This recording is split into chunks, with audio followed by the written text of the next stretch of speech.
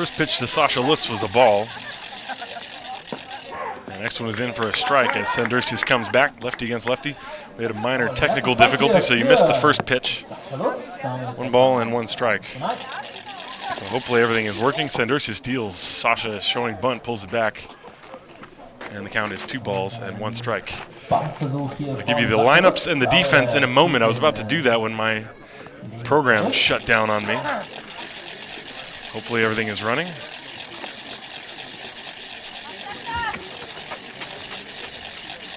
One ball, 1 strike. Excuse me. This one is low. The count is actually now 3 balls and 1 strike.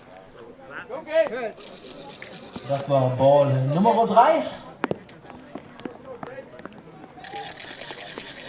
3-1. Tapped at the plate, foul, 3-2.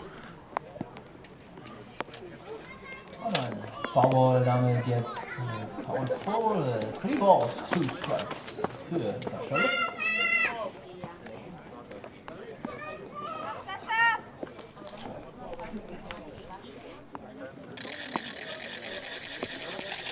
Three and 2 the count from Sandursius to Lutz. Top of the first inning, just getting started.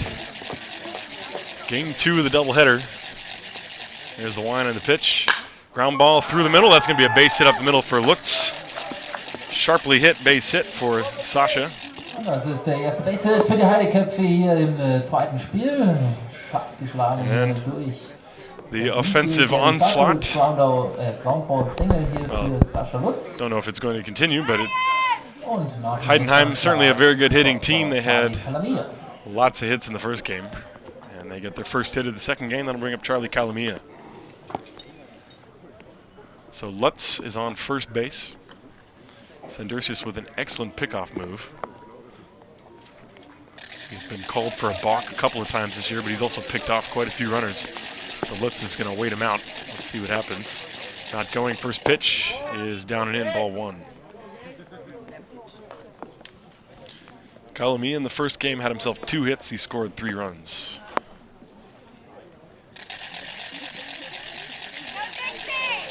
Lutz the runner on first. Nobody out. First inning. And a throw to first. Lutz diving in, and he is in there. Sandursius giving him the check. Pickoff-Versuch hier. No score, top of the first inning. Sandursius comes set. A long hold by Sandursius. He deals. The pitch is low, 2-0. Sandursius trying to throw off the timing of Lutz on first base by holding the ball. And the count is 2-0 now as he has fallen behind Charlie Calamia. After Calamia will be Andrew Smith and then Simon Göring. 2-0, there goes Lutz. The pitch is a strike. The throw is not in time. So a stolen base for Lutz. Count is now 2 balls and 1 strike on Charlie Calamia. Damit in scoring position, aber immerhin der erste Strike hier für die Disciples und that is Lutz's strike und 2 balls. Der Count hier für actually I'm not gonna, I don't know how many. He had 7 coming into this weekend. 2-1 on Calamia. Lutz in scoring position. The pitch is low, and it is 3-1. And Sandursius trying to find a rhythm here. In the top of the first inning, no score. 3 balls and a strike. Lutz led off the game with a single, then he stole second base. And now he's going for third. The pitch swung on and missed. The throw is going to go into left field. Off of the glove of Peterson. Lutz gets up and he will come home and score, and it is 1-0 Heidenheim. Ja, das war zwar ein Strike, aber that'll be a stolen base and a throwing error on Selsemeyer. And Lutz comes all the way around to score. It's 1-0. Für die Heidenheim Heideköpfe. Damit Spielstand 1-0. Und der Count für die Heidenköpfe 3-2.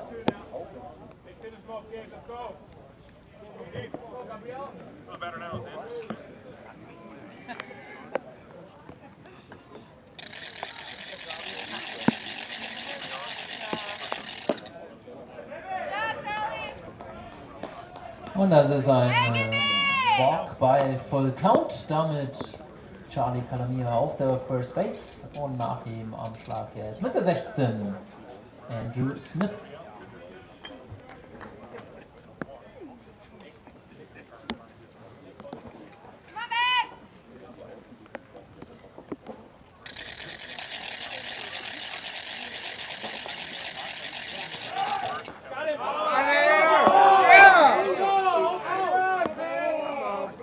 Das war ein sehr knappes Play hier an der First Base, aber safe gegeben und dementsprechend nicht das erste Aus hier für die Disciples.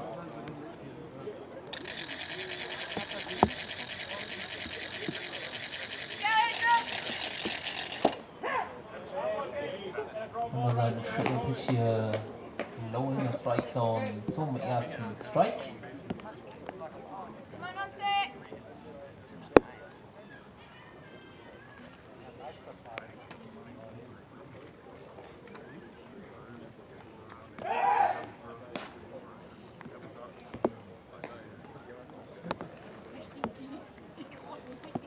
Wird das Lead schon etwas kleiner an First Base, dementsprechend auch schnell und easy zurück.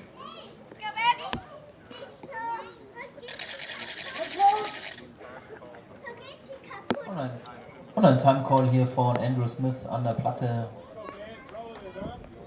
Deswegen hier der Pitchversuch abgebrochen. Weiter geht's bei einem Count von einem Strike und 0 Balls.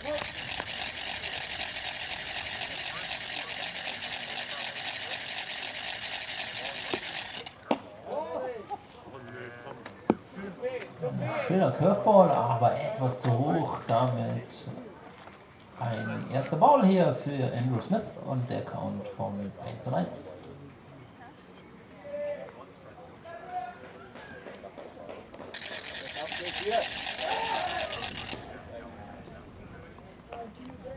Und ein weiterer Pickoff.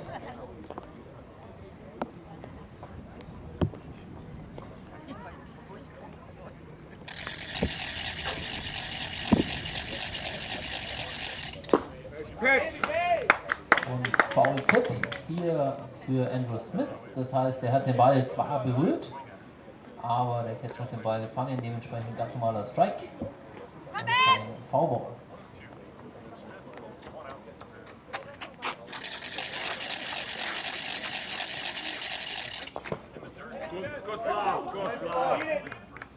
Und ein schöner Block hier von David Selsemeyer. Runner bewegt sich hier nicht noch eine weitere Base nach vorne. Und damit jetzt Full Count für Andrew Smith. Go get.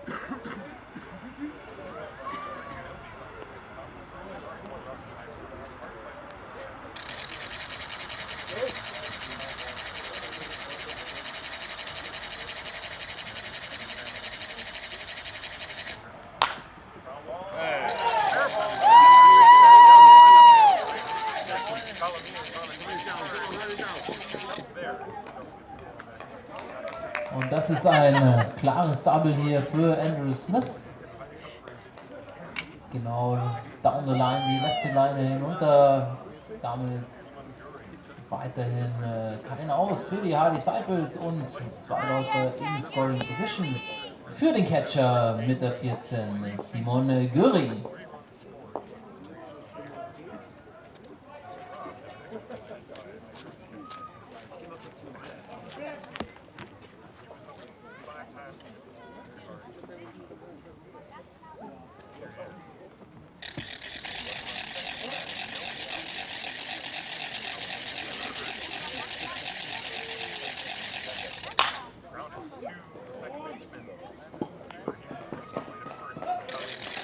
Und ein produktives Aus hier für Simon Göring. Zwar wird er an der ersten Base ausgemacht, damit das erste Aus für die Disciples, aber gleichzeitig bringt er seinen Teamkollegen zum 2:0 nach Hause. Das heißt ein RBI für ihn, ein Run batted in. Und am Start jetzt mit der 42, das ist Jamie McOwen.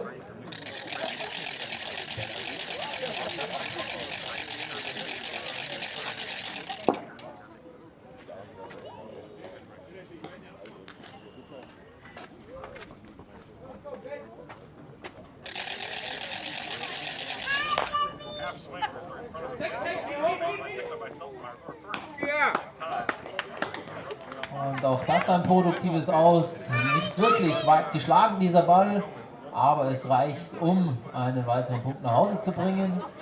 Damit Spielstand jetzt 3:0 für die Heidenheim Heideköpfe. Und das zweite Aus. Am Start jetzt mit der 3 Luke Sommer.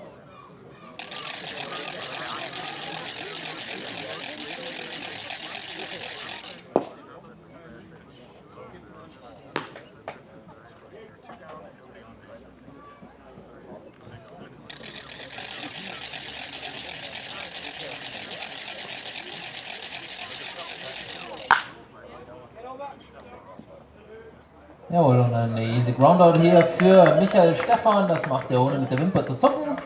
Aber der Spielstand 3:0 nach dem ersten Halbinning. Weiterhin möchte ich nochmal an die Aktion erinnern. Vatertagsaktion, Bier für 1 Euro, genau noch ein Halbinning lang. Danach heißt es wieder voller Preis.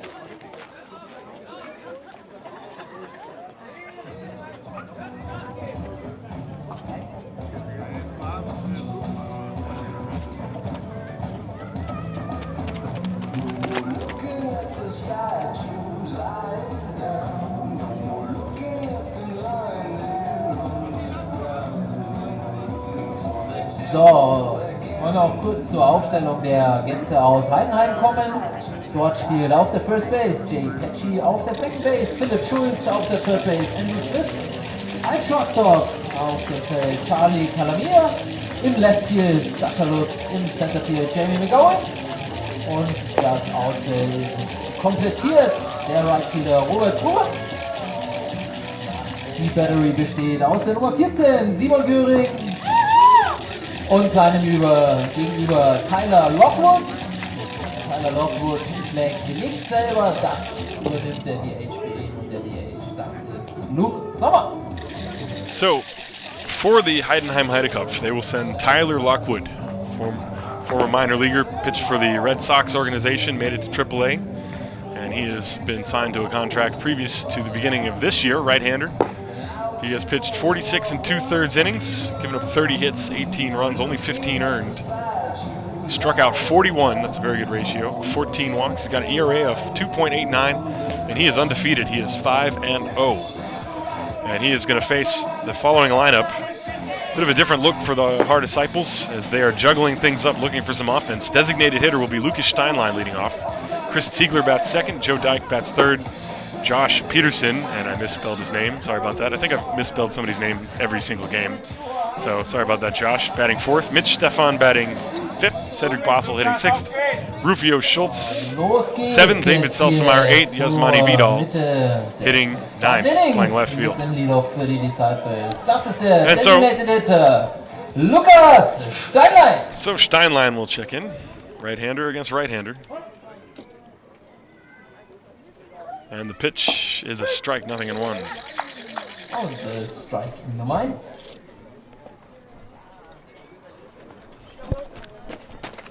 Next one on the way, swing and a miss. Steinlein chasing the pitch on the outside corner, 0-2. Lukas, hau einen raus! So Lockwood quickly in front, 0-2 on Steinlein. Here it comes. Curveball, this one is low and away. 1 ball and 2 strikes. I'll give you the Haar Disciples lineup in a moment. 1-2. Swing and a miss. And the side-arming right-hander strikes out Steinlein. That's the first out. Here's the rest of the lineup. Now, this is the defense, rather, for the Heideköpfe. Andrew Smith at third, Charlie Calamia at short. Philip Schultz at second, Jay Petchy is playing first. Simon Göring, the catchers, and then it's Sascha Lutz, Jamie McOwen, and Robert Gruber are from left to right in the outfield. Here's Chris Ziegler. Ziegler hitting second in this game. And the pitch from Lockwood is low as Ziegler shortened up to bunt, took it. 1 ball, no strikes. Lockwood with a very long-armed, across-the-body delivery. He delivers from the third base side of the mound, and that one is low. 2-0. I would imagine for a right-hand batter, it's very tough to pick the ball up out of the hand of Tyler Lockwood, as evidenced by Steinlein striking out. There's a curveball fouled away, 2-0. 2-1 rather, Und ein Foul on Ziegler durch Christoph Ziegler. with Joe Damit Dyke. erstes And Strike. should anybody reach, Josh Peterson waiting on deck. Bottom of the first, it's 3-0 Heidenheim. This ball hit on the ground up the middle. Kalamia ranging to his left, gloves it from behind the bag. The throw to first is high, and Ziegler is safe. Jawohl, ein schöner That'll be a Schlag throwing hier error aus dem on Mittel von Chris Charlie Ziegler. Kalamia. Kalamia had played such beautiful defense in the first game, Kalamia kommt zwar noch but he gut throws an den this one Ball, away, aber and Ziegler will etwas reach first zu base. spät, um ihn noch an der ersten Base auszuwerfen. Damit Base That'll bring up für Joe Dyke. Chris Ziegler. Und nach ihm jetzt am Schlag Joey Dyke. Auf geht's, DJ! So Ziegler is the runner at first with 1 out. Here's Dyke, and he fouls it away, swinging at the first pitch, strike 1 to him. Komm jetzt, mach was hier!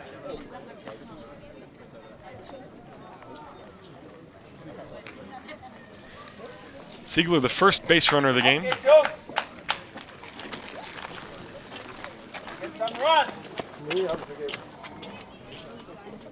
Tyler Lockwood working out of the stretch. Ziegler has almost a non-existent lead on first. There's the 0-1 pitch coming to Dyke. Ground ball. Kalamia to his right this time. Throws to Schultz. The relay throw to first is not going to be in time, but they do get the force at second. As Dyke grounds into a 6-4 force. Aber ausgemacht hier Chris Ziegler an Base Nummer 2. Damit So they are 2 down. ein weiteres Aus für die Disciples. 2 aus. That'll bring up Und Peterson. dann jetzt Third Baseman Josh Peterson. So Dyke, the runner at first with 2 outs. Peterson steps to the plate. Haar trailing 3-0. Bottom of the first inning against Tyler Lockwood and the Heidenheim Heidekopp. Come on, JP! And Ziegler's going. The pitch out was on. They guessed right. Goering's throw is going to be low, and Ziegler is going to be in there. So Heidenheim guessed right, but the throw was low, and Dyke stole second base. Pitch was outside for a ball. 1 ball, no strikes to Peterson. Go, JP! Ein Ball war es zudem auch noch für Josh Peterson. Damit jetzt die Chance. Aggressive base running Scoring position by the Disciples. Now a base hit by Peterson could score Dyke. Try and scratch one of those runs back. Pitch. There's a good fastball. Burns the inside corner. Strike 1. 1-1.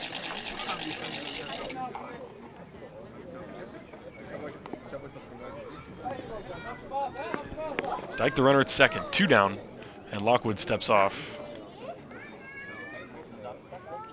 1 ball and 1 strike on Josh Peterson. Here's the pitch, and that one's low and in. 2 balls, 1 strike. 3-2-0 to 0-1-0. Fastball low, damit Ball Nummer 2. On deck, Mitch Stefan. And a curveball. That one was inside. 3-1. Peterson held up. And now Lockwood takes a little walk behind the mound. 3-1 the count with Joe Dyke on second base. 2 outs. Here it comes. And he walked him. So Peterson will take first base. That puts runners on first and second for the Disciples. And that'll bring up Mitch Stefan. Stefan represents the tying run. Damit jetzt bei 2 aus, Läufer auf 1 und 2 und am Schlag Mitte 97. First Baseman Mitch Stefan.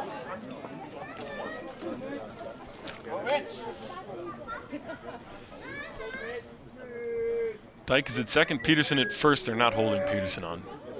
Pitch to Stefan. Swung on, hit a base hit to left field. And they're waving Dyke around. Here comes the throw by Sasha Lutz. It is cut off. The throw will not be made to the plate. That's an RBI single for Mitch Stefan. And the Disciples are on the board. It is 3-1. Peterson stops at second base. Runners are still at first and second. However, now the score is 3-1 for the Heidekopp. So a good piece of hitting by Mitch Stefan. He took a fastball down and away and lined it between short and third. The ball hit the edge of the grass and caromed high into the air. That's something that I've seen quite a lot here. And that'll bring up Cedric Bossel.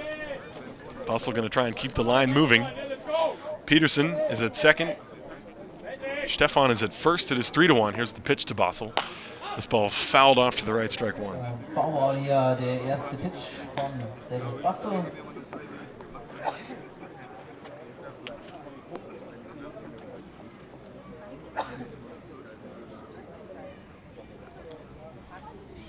0-1 to Cedric. Inside, off-speed pitch. Dieser Pitch war One ball etwas and inside, one das strike. auch echt knapp aussah, aber gut gesehen hier von Sadie. Damit der Count jetzt hinten bei 1-1. Here's 1-1. Ground ball in front of the plate. It is a foul ball as it hit Cedric Bossel in the foot. The home plate umpire signaled it right away. Spielfeld, aber dann So the count is now 1-2 on Cedric Bossel Cedric. hier selber angeschlagen hat, zählt das Ganze als Foul Ball. Das heißt, wir haben jetzt einen Count von 2 Strikes und einem Ball. Runners leading first and second. 2 down. Bossel looking to get a 2-out hit here to get the Disciples a little bit closer. This ball fisted and caught on the fly by Tyler Lockwood. Bossel is out on a line drive back to the mound, and that will end the inning. 1 run on 1 hit. There were 2 left. No errors. Excuse me, there was 1 error. And at the end of 1, it is Heidenhem 3, Haar 1.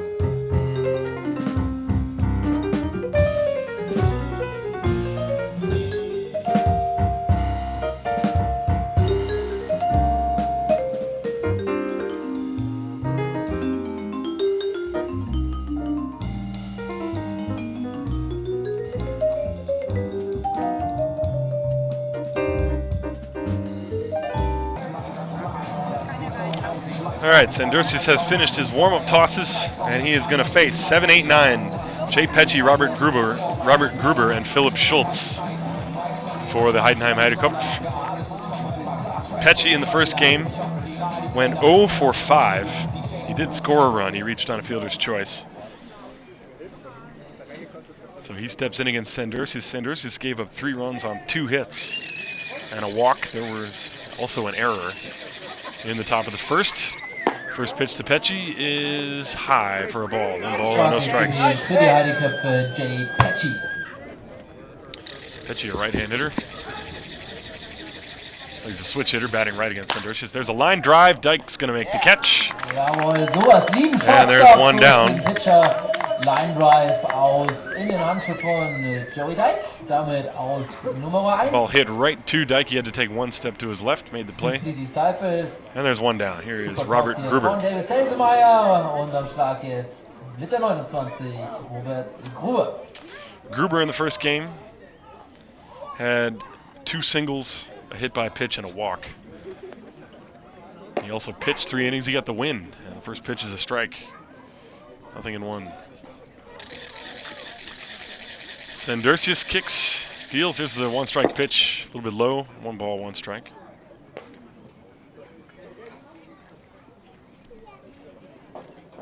One and 1 on Gruber. Sandurcius deals. Ground ball sharply hit up the middle. Dyke to his left. Gloves it, spins, throws to first. In time. Nice play by Joe Dyke. Ein wunderbares Play hier von Joey Dyke.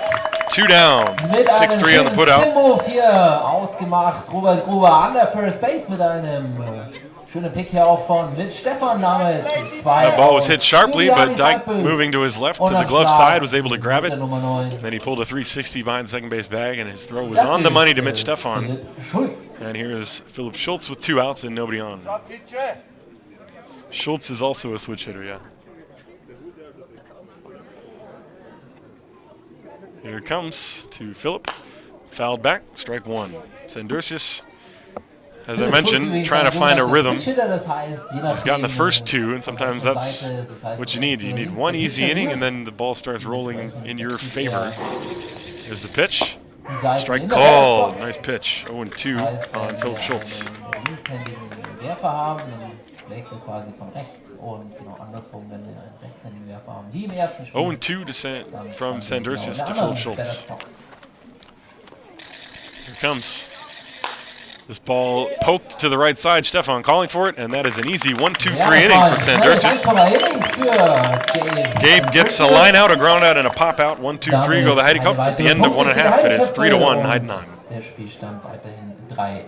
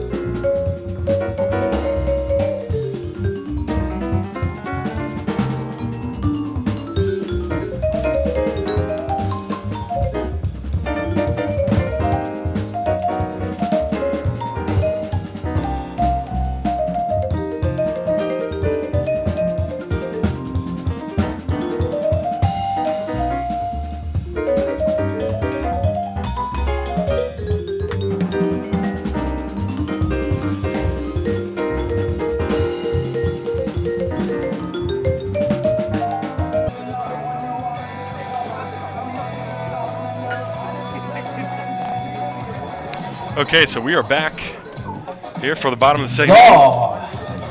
It'll be 7-8-9. Rufio Schultz, David Selsmeyer, and Yasmani Vidal. Rufio started in the first game, then came out after 4 innings. So the youngster from Paderborn takes his place in the batter's box against Lockwood, and the first pitch is up high, ball 1. Rufio übrigens dieses Jahr aus Paderborn gekommen. Spielt das erste Jahr im Trikot der Here's the 1-0 pitch. And it's high. 2 balls and no strikes to Rufio. Dieser ist ein Ball, das heißt, er trifft den nicht die Strike Zone. Lockwood comes back, 2-0. This one hits him, so Schultz will take first base. Hit by pitch, and Rufio will go to first. And that's what the disciples want. They want base runners. Here's David Selsemeyer. Selsemeyer, and then Vidal, and then it will be the top of the order in Lucas Steinlein. David Selsemeyer.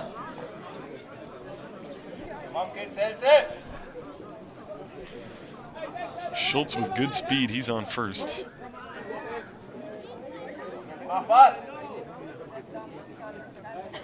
Not going, Selsemeyer bunts the curveball back to Lockwood, who's got 1 play. He underhands it to first.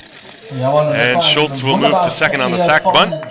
David Selsemeyer, ein sogenannter Sacrifice Bunt, das heißt, er opfert sich So 1 down. für seinen Teamkollegen, den er von der ersten auf die zweite Base weiterbringt. That'll bring up Yasmani Vidal. Sicherer Spielzug, allerdings genauso sicher wie die Bewegung des Runners. Eine Base weiter, das sogenannte Aus, deswegen auch ein Opferspielzug.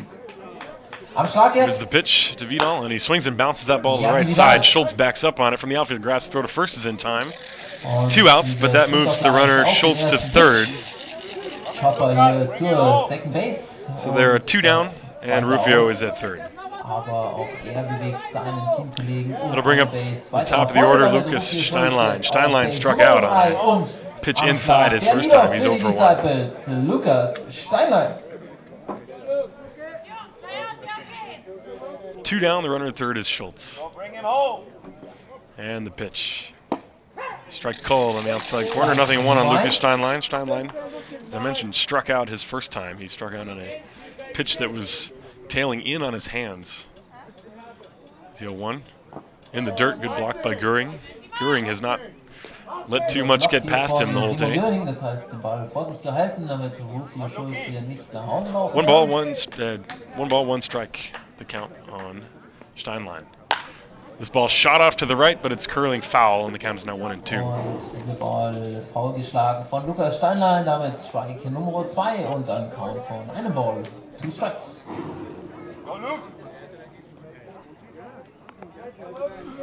Lockwood comes set, working quickly. The 1-2. Tapped foul. Steinlein stays alive. Just got that one off the end of the bat, retrieved in the on-deck circle by Ziegler. Rufio led off the inning with a hit by pitch. He was sacrificed to second and then advanced to third on the ground ball. And now the 1-2 pitch to Steinlein. Swung on, grounded towards the hole. Calamia, long run, gloves it from the hole. The throw off balance is not in time. And that's an RBI single for Lucas Steinlein. And that's a good hustle by Lucas. Rufio Schultz come home to score. And it is 3-2.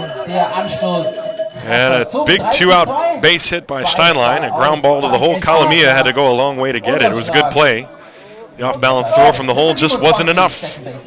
And so here's Chris Ziegler. Ziegler reached on an error his first time and then was erased on the force out. Steinlein is going. Here's the pitch. Swung on, slapped down the left field line. That's going to be a base hit into the corner, all the way into the corner. And Steinlein is rounding third. He will come home and score to tie the game. Ziegler is in at second with an RBI double. Now we are tied at 3.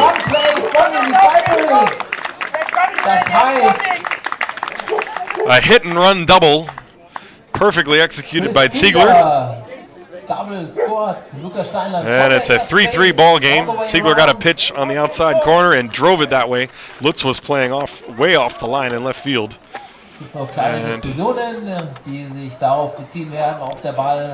And now they're going to, maybe they're discussing whether that ball went off the field of play.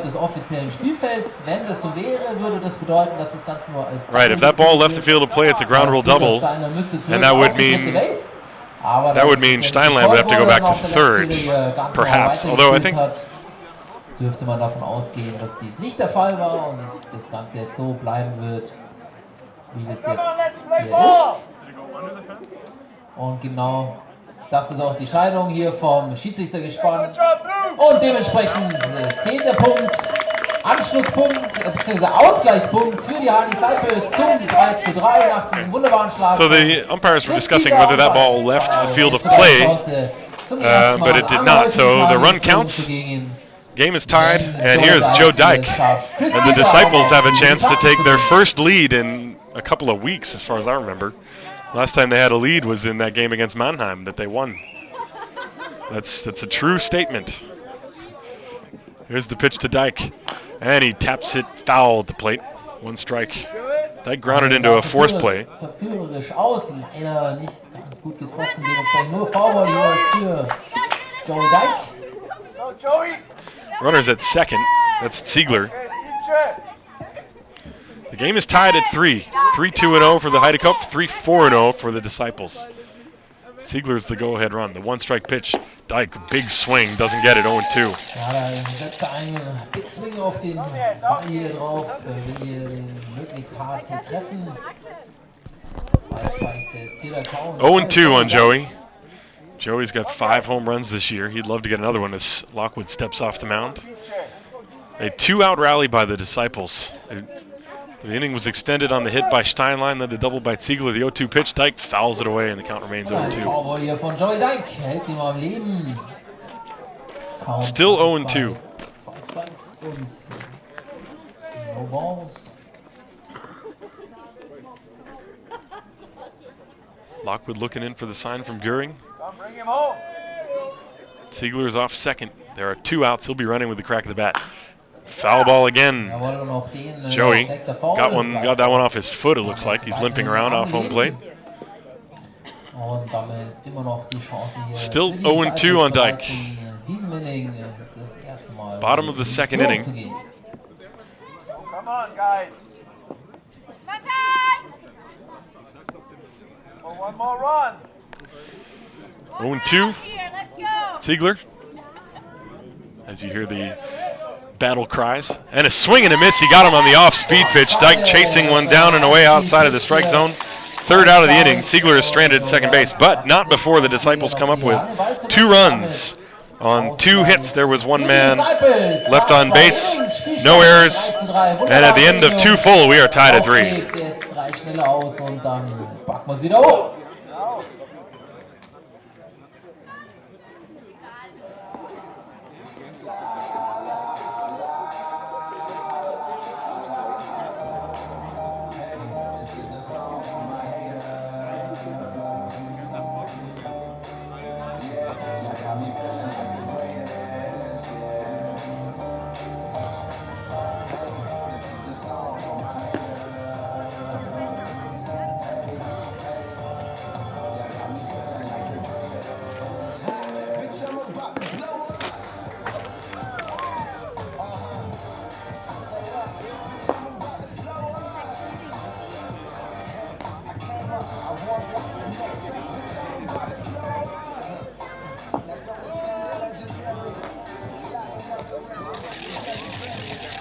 So, zum nächsten Schlagmann der Heidenheim Heideköpfe, das ist Sascha Lutz. Gibt es eine ganz gute Anekdote, die bestimmt viele hier auch bereits kennen und er selber sie wahrscheinlich schon gar nicht mehr hören kann. Und zwar ist er der große Bruder vom Donald Lutz, dem ersten und einzigen deutschen Major-Leaguer, gerade letzte Woche wieder in das Major-League-Team der Cincinnati Reds hochgecallt, hatte auch vorgestern seinen ersten Auftritt. Dort gleich mal 2 für 4 mit einem Double, also ein wunderbarer Einstieg in die neue Saison. Für alle, die sich das selbst anschauen wollen, MLB TV auf der Homepage der Major League Baseball. Dort kann man seine Spiele auch. Right now there is a conversation between the third base coach for the Heidekopf and the home plate umpire. And it appears that they are still arguing about that play in left field, what's going on.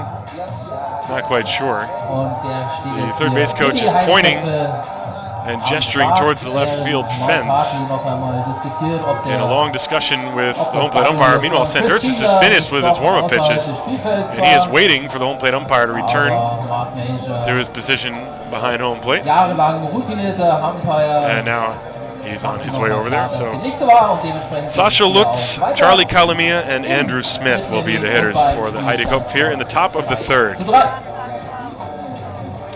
Lutz singled and stole 2 bases and then scored on the throwing error by Selsemeyer. That was the first run of the game for the Heidekopf. So Sandursius goes to work with a tie score, 3-3 here, top of the 3rd inning. The first pitch is low, ball 1 to Sascha, 1-0. Lutz, Kalamia, and Smith, all of whom scored in the first inning. Sandursius shut down the Heidekopf 1-2-3 in the second, and now he falls behind 2-0 as the next one is outside. Das war Ball Nummer 2, damit Count 2-0 für Sandursius looks in for the sign. Here's the 2-0 pitch. Lutz takes one up and in, 3-0. This one skips away from Selsemeyer. And Gabe falls behind. He has walked 1 and given up 2 hits. 3-0 on Lutz. Sandursius does not want to walk the leadoff hitter. Here it comes. And he does just that. Ball 4 down and inside. Lutz has been on both times. And here's Charlie Kalamia. Kalamia walked and scored his first time. Second walk issued by Sandursius.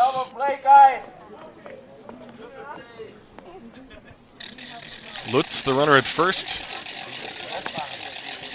stole 2 bases in the first inning. He might be running here again. Sandursius looking back and forth between home and first, and he throws to first, and Lutz is back.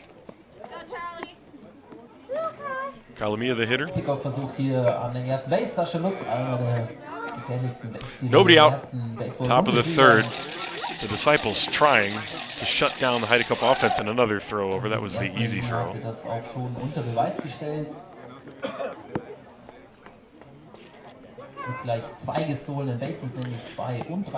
No pitch so far to Kalamia. Lutz with a bigger leadoff first. Here's the pitch. Kalamia shows bunt, takes a pitch inside, ball 1. Aber jetzt zögert er noch etwas, Band angetäuscht hier von Charlie Calamia.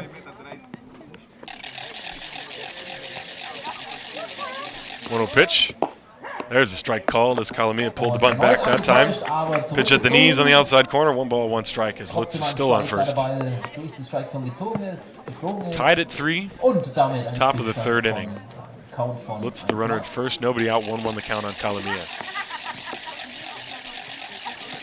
Lutz almost started. The pitch swung on line towards the gap right center field. And that ball is going to be dropped by Schultz as the throw comes into third base. And that will be an error on Rufio Schultz in right field. Oh, das war eine gute Chance hier, die ersten Aus für die Disciples zu bekommen, aber Charlie Calamia und so Lutz had to hold up, but he will reach second base on the E9. Calamia is on. So still nobody out. Für die Disciples. And now, Andrew Smith, who doubled home. Hier gegen Andrew Smith. Andrew Smith doubled home a run his first time. He's 1 for 1. Nobody out. Here's the pitch. And Smith showing bunt, pulls it back, and the pitch is a bit low. 1 ball, no strikes. It was a line drive right at Schultz, and he just missed it. And you could see the frustration when he picked the ball up. He fired it into the cutoff man, but it was too late. 1 ball, the count on Smith. And now 2 balls as this one is low. 2-0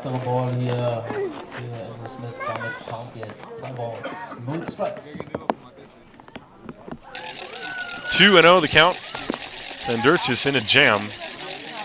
He walked Lutz. And now a play on second base, and it's thrown into center field. Lutz tripped over Dyke, and he's trying for third. Here's the throw. It won't be in time. Both runners will move up.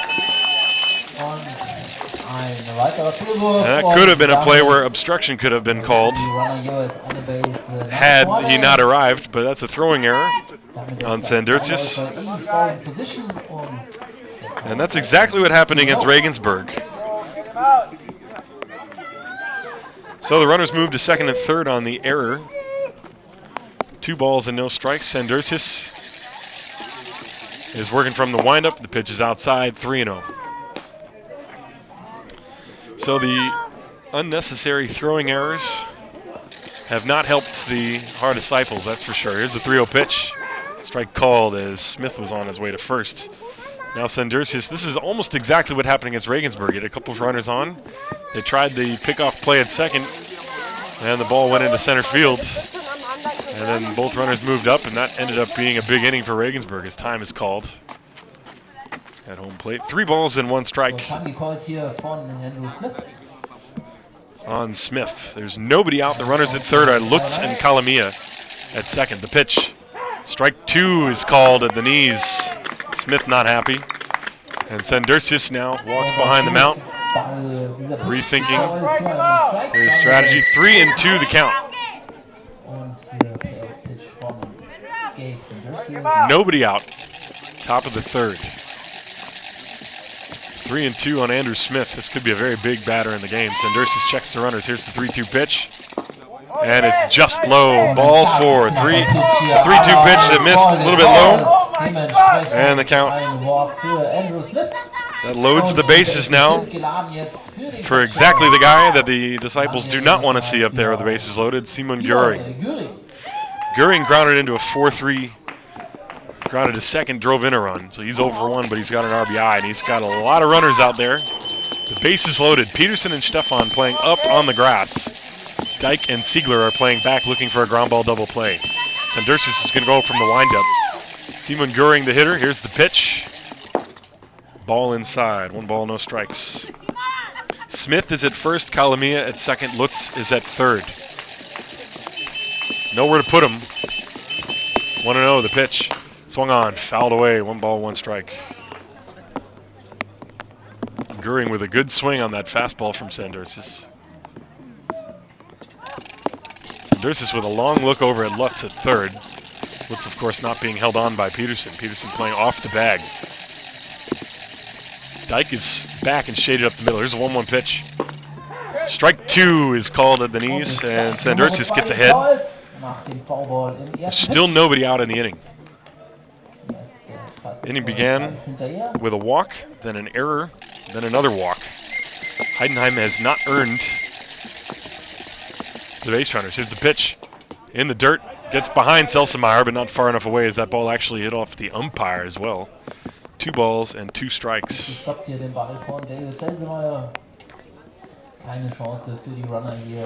Bases loaded, nobody out. Lutz, the runner at third, Kalamia at second, and Smith, the runner, is at first. 2 balls and 2 strikes on Simon Göring.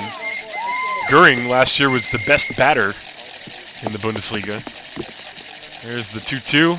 Curveball swung on and missed. Strike 3, a big strikeout for Sandursius. Göring way out in front of that one. 1 down. That'll bring up Jamie McOwen.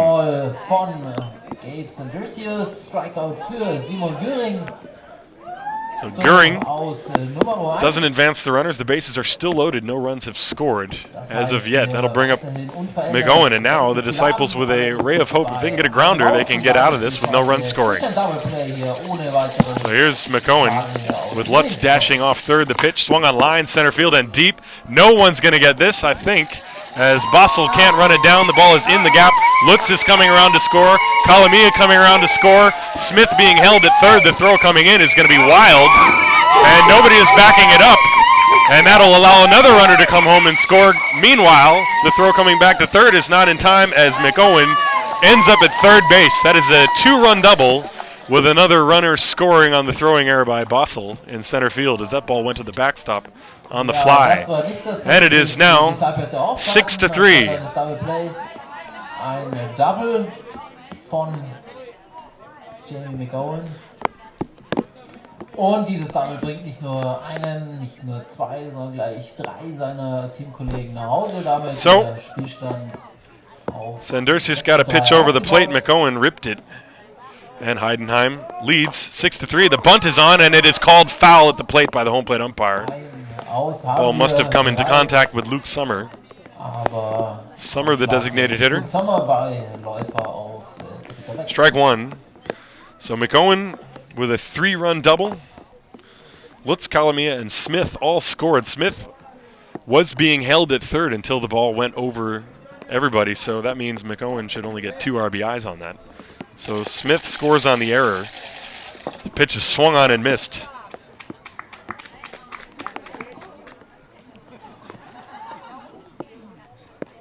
Oh, and 2 meanwhile to Luke Sommer. So it is 6-3. So the Haar Disciples, they fought, they tied the game, and now Heidenheim has immediately regained the lead. Still only 1 out. The curveball is in there, strike 3, and Luke Sommer knew it. And that's the second out of the inning. A big curveball from Sandursius. That'll bring up Jay Pecci, and that's not a small feat getting Sommer with the runner at third. McOwen, meanwhile, represents the 7th run. Sandursius wants to strand him right there. So now with 2 outs, the infield can back up. And here's Jay Pecci. Pecci lined to short first time, 0 for 1. Ball outside, fastball from Gabe. 1 ball, no strikes.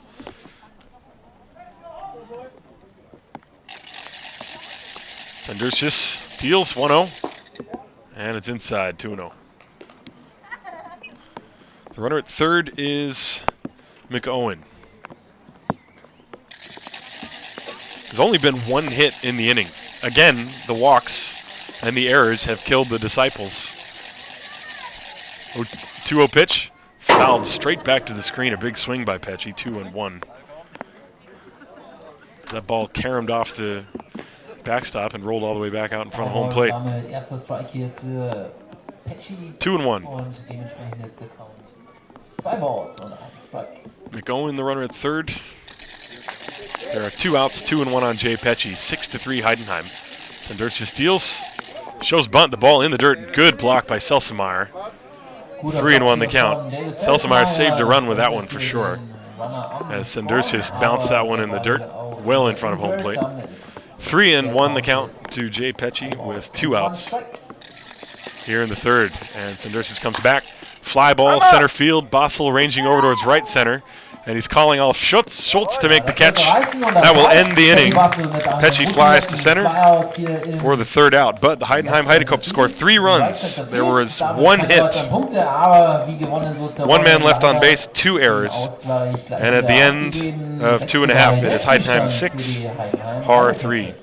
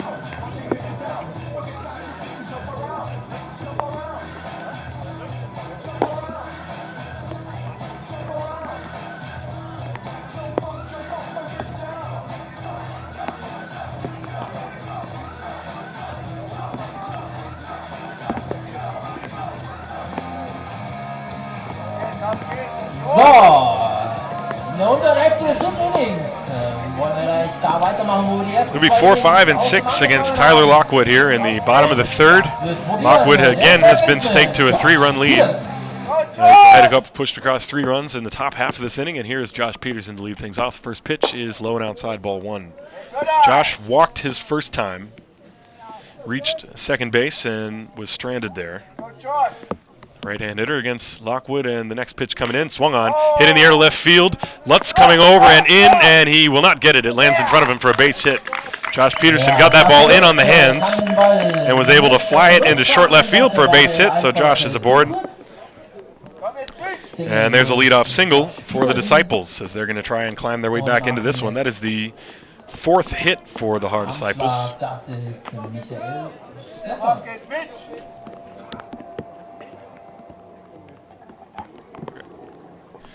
So here's Mitch Stefan. The pitch, he shows bunt. The bunt is laid down up the first base side, picked up by Goering. He throws to first in time. And Peterson moves to second.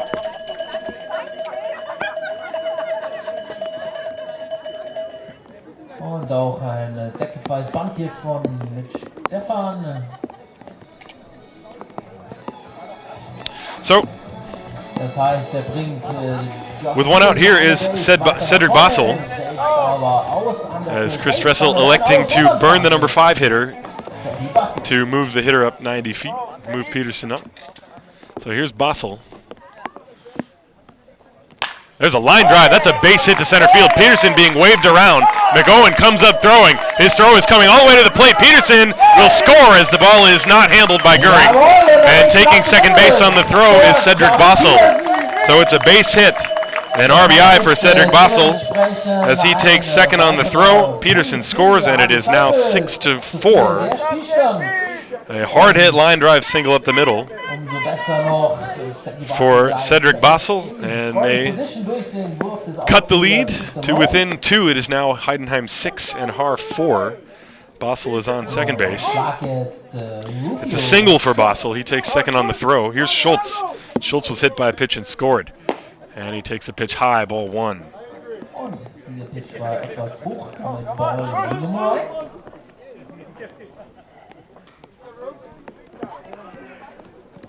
Tyler Lockwood has given up 1 run in each inning. There's a pitch low and outside, fastball, 2 balls and no strikes. Lockwood gave up a run in the first, 2 in the second, and 1 so far here in the third as the Disciples are trying to fight their way back into this one. They're trailing 6-4. Schultz is the tying run. He does have a home run this year. The pitch swung on, popped foul off to the right, strike 1. Basel, the runner at second. There's 1 out. Hey, Moritz! 2 balls, 1 strike. Here's the pitch to Rufio. This ball lined up the middle, and it is a base hit into center field. They're going to hold Basel at third base as the throw comes in. And it was a good one. Throw made by the right fielder, Robert Gruber in right field. So Schultz with a base hit. Basel is now on third. Runners at first and third with 1 out, and that will bring up Selsemeyer with Vidal on deck. And now Goering calling time. Goering wants to give the signs to the infield should Rufio Schultz try and take off and steal second.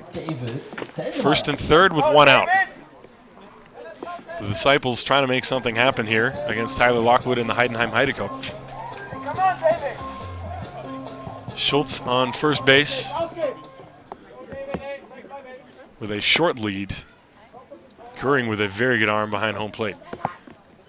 Rufio is not going. The bunt is shown. It is laid down, and it is fielded off the mound by Lockwood, and he has no play. That'll be a base hit for Selsemeyer, and the bases are loaded. A perfect bunt by Selsemeyer. So the base is loaded. Now Peterson stayed at third wisely as the ball was bunted in his direction. Excuse me, that's Basel who's at third. So Basel remains at third, Schultz is at second, Selsemeyer is at first. So Vidal with the bases loaded. Bases loaded. With 1 out, Vidal could tie the game with a base hit. Here it comes. In the dirt, low and outside, ball 1. The Disciples with a single. They've had 4 singles in the inning and a sacrifice. One of the singles was a bunt single. 1-0 on Vidal with the top of the order on deck. The pitch is low, and the count is now 2-0. Lockwood falling behind. A couple of fastballs down and away. Basel, the runner at third. Schultz, the runner at second. Selsemeyer, the runner at first. The 2-0. And it is low. 3-0. Goering trying to frame that pitch for the home plate umpire. Not getting the call. And the count is 3-0.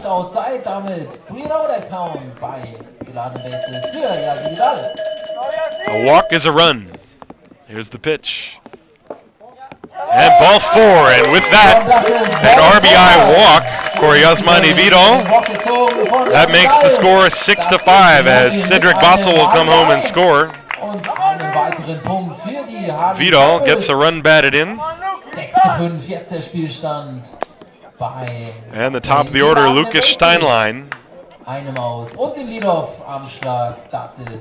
Lukas Steinlein.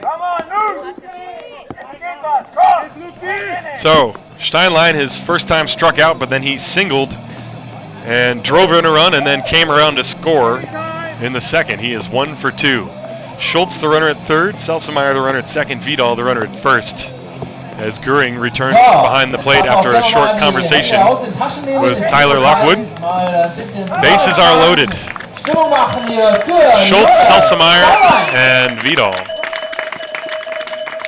So Steinlein up there trying to tie the game or perhaps more for the Disciples. The pitch.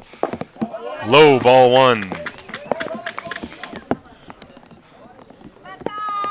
4 singles, a sacrifice, and a walk. That's been the rally for the Disciples this inning. But they'll take it as it is 6-5. Here's the 1-0 pitch. There's a fastball right in there. 1 ball and 1 strike on Lucas Steinlein. 6-5 here. We're in the third. I have a feeling that will not be the final score of this one. 1-1 pitch to Steinlein. Swing and a miss and a big swing, and the count is now 1-2.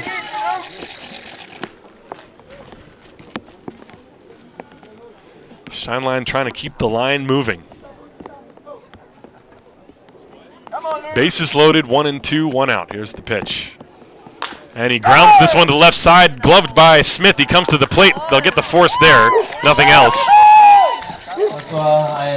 So Steinlein grounds out 5-2. There are 2 down. Everybody moves up a base. Schultz cut down at the plate. And now Ziegler with 2 outs, and the base is loaded.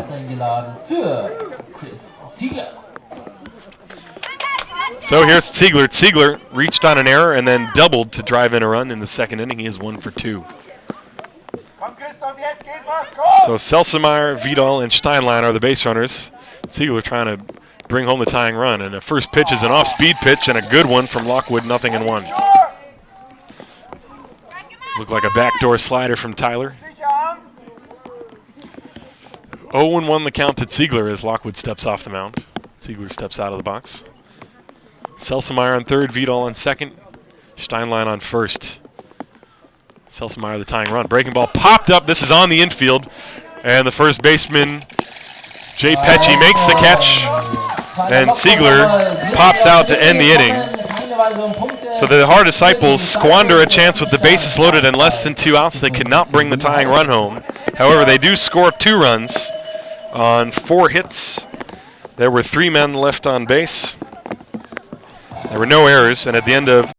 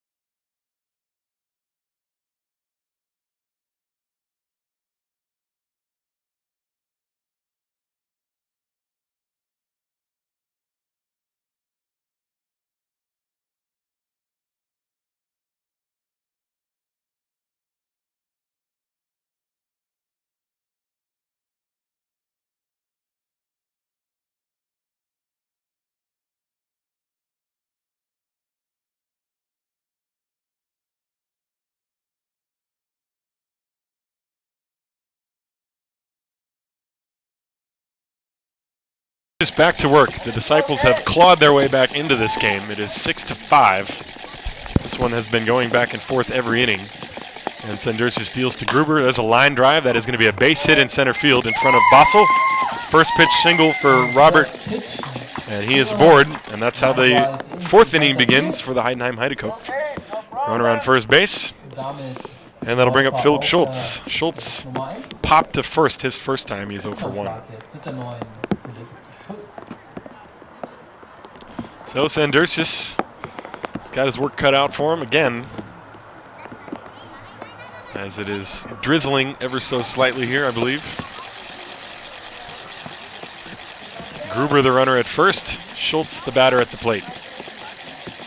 Sandursis looking right at Gruber, and he's got him picked off. And now Stefan running him towards second base, fakes him and tags him out. And that is a beautiful pickoff move.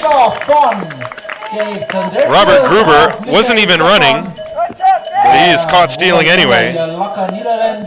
So a pickoff, and that's the first out. Sandursis, and that is a weapon for Sandursis. He's picked off a number of hitters. Off the top of my head, I can remember 4 or 5. And he's picked off a number of hitters who weren't even trying to steal, and Gruber didn't look like he was trying to steal on that one. And he was caught anyway. So 1 down, nobody on. Here's the pitch to Philip Schultz. And a strike called, 0-1. So a new beginning of sorts for Gabe Sandursis here in the top of the 4th inning. Here's the 0-1 to Schultz in the dirt. 1 ball, 1 strike.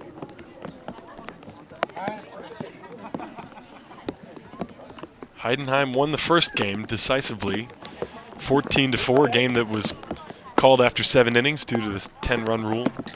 This one is much closer. It is 6-5. Sandursi steals to Schultz. There's a little flare, and going back on the ball is Ziegler. He jumps, he cannot get it. It's over his head into right field, a base hit.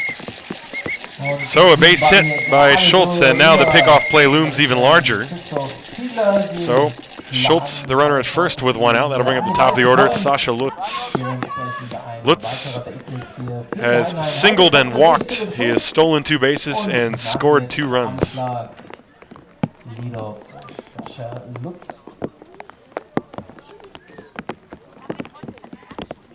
So Schultz, the runner at first with 1 down. Sandursis would love to pick off another guy. And a quick throw to first. Schultz steps back. That's the move where Sandursis steps off with his left foot. That's the quick pickoff move. A lot of times when the runners steal against Sandursis, they just go on first move and hope they guess right. Schultz not going. The pitch is low. Sandursis wants to know if that was low or outside. 1 ball and no strikes to Sascha Lutz. Schultz, the runner at first. There's 1 out. We're in the 4th.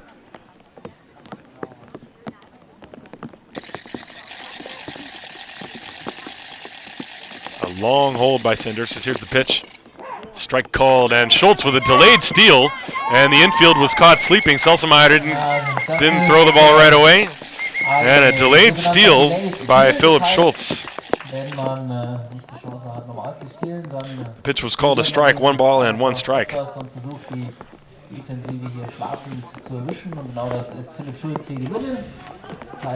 1 ball and 1 strike on Sascha Lutz.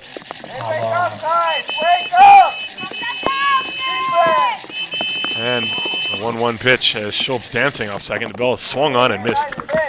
Like a slider maybe from Sandursis. 1 and 2 on Lutz. Sandursis needs to shut down the Heidenhem from this inning.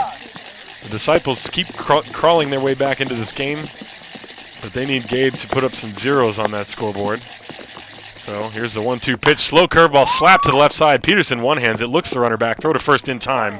Good play by Josh. That ball was rolled weakly on the grass.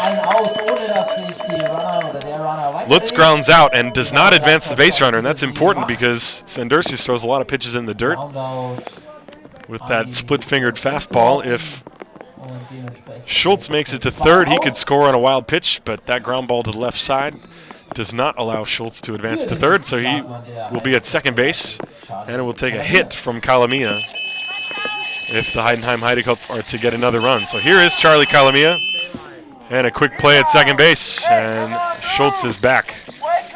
Again with the play at second base, Sandursis and Dyke trying that one. One of these days they're going to get somebody, that's for sure. So Kalamia, who has walked, scored, reached on an error, and scored. He's 0 for 1. Schultz off second base. There's a swing and a fly ball on the infield. Dyke calling for it from behind second base, and Gabe Sandursis stranded Philipp Schultz at second base as Kalamia pops to short for the 3rd out. No runs on 2 hits. There was 1 man left on base, no errors at the end of 3.5. It is 6-5 Heidenheim. 3,5 gespielten Innings. 6:5 für die Heideköpfe.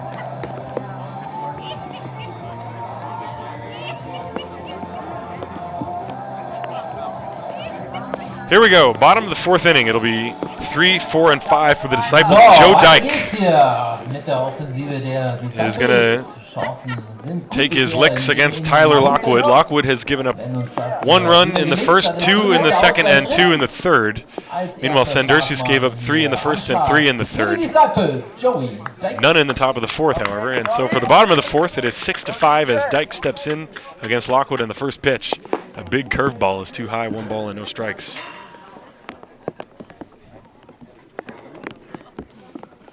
Lockwood getting the sign from Goering. Here it comes, the 1-0 pitch.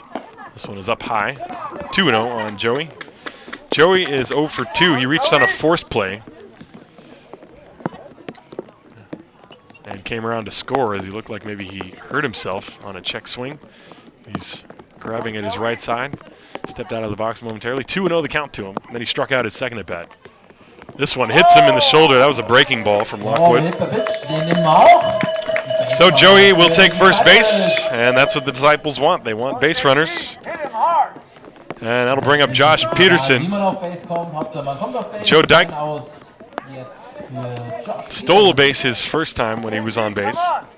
But with Peterson up there, might let Josh swing away. Auf geht's jetzt hier. Peterson has walked, singled, and scored a run. He is 1 for 1. Lockwood digging the dirt out of his spikes along with Simon Goering trying to do the same thing. There's a light rain here in Haar as the forecast was actually much worse than it is. So we're very happy that these games can be played. Lockwood from the stretch. Dyke is being checked on and he is back safely. As I mentioned, Dyke stole his first time on first base. Come on, Sean. Peterson represents the go-ahead run. And a quick throw to first. Dyke skips back. So Lockwood is obviously concerned with Joe Dyke on first. On first base. Pitch to him. Infield is playing straight away, looking for a ground ball to try and get a double play. Peterson up there, the pitch. Line to right field. That is going to be a base hit in front of Robert Gruber. Dyke had to hold up, make sure the ball filled in.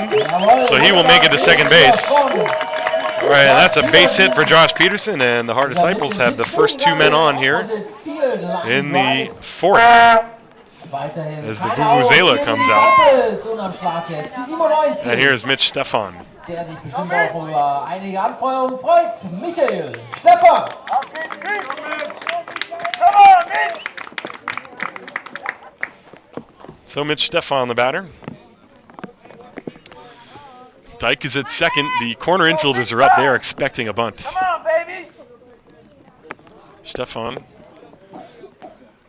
squares the bunt and lays down a good one. It's fielded by Lockwood to the left of the mound. The throw to first is in time. Just barely. So the sacrifice works. Jawohl, perfekt exekutiert hier, perfekt ausgeführt von Michael Stefan. And the runners move to second and third with 1 out. Hat bereits im letzten Inning schon gut funktioniert. Im vorletzten ein Aus zwar, aber gleich 2 Läufe. 1-4 on the putout. Jetzt hier für die Nummer 13. So here's Bassel. Bassel Steady. lined out, lined to the pitcher, hit a little looping line drive to the pitcher, and then he singled and drove in a run and scored one. So second and third. Infield is back. They will give up the game-tying run for a ground ball up the middle. So if Cedric Bassel can just hit a ground ball up the middle, the game will be tied because the shortstop and second baseman Good. are playing back. Hit him. He's done. Come on. And the pitch to Bassel, swing and a miss, strike 1.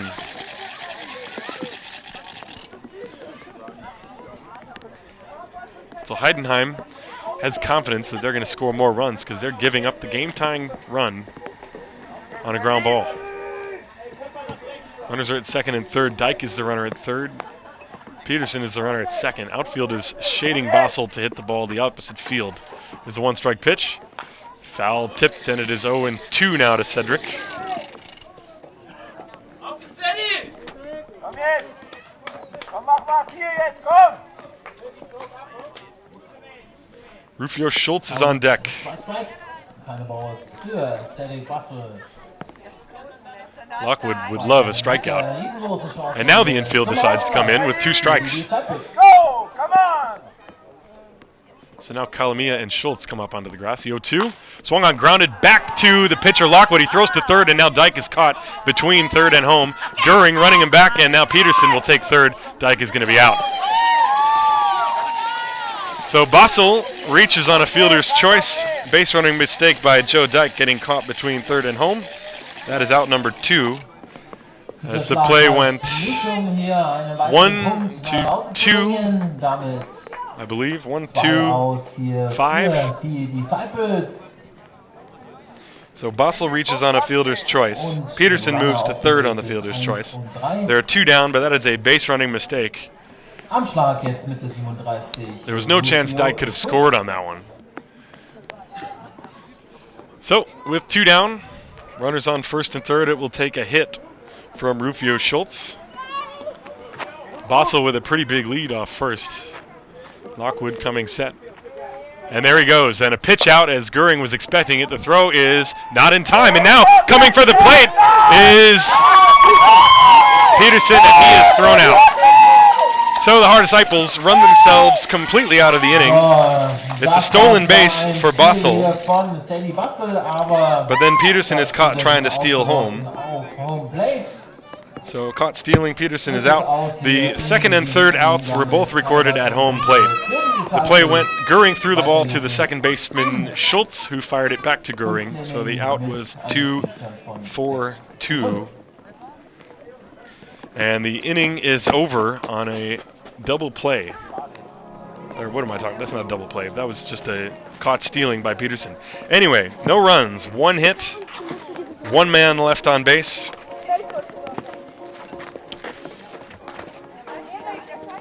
There were no errors. There were a lot of mental errors, but there were no fielding errors by the Heidenhem. That means at the end of 4 is Heidenheim 6, Haar 5.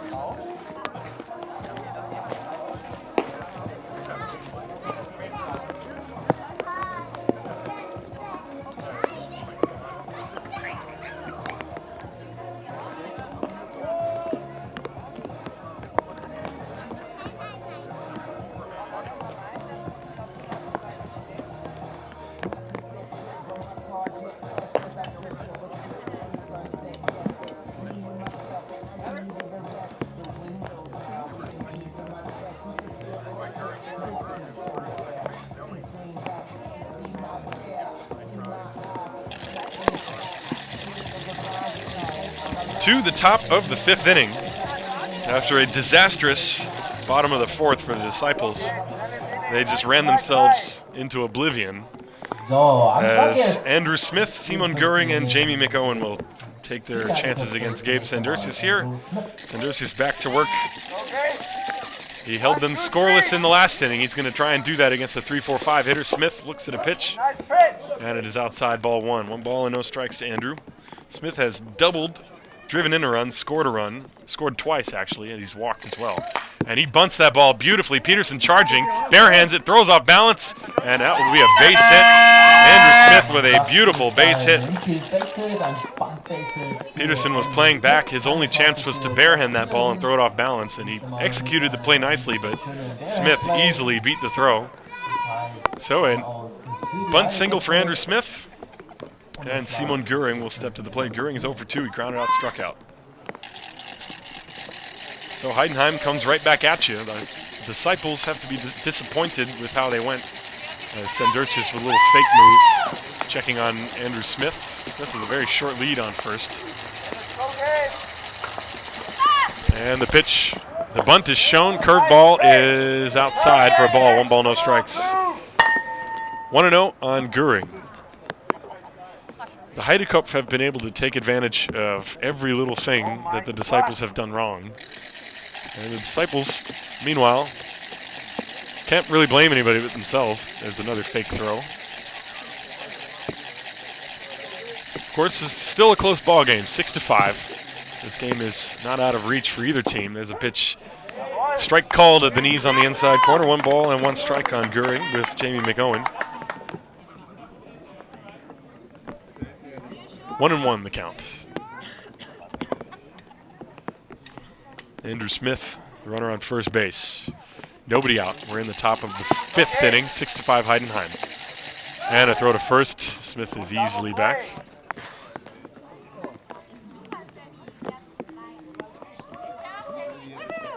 Sandersius has battled.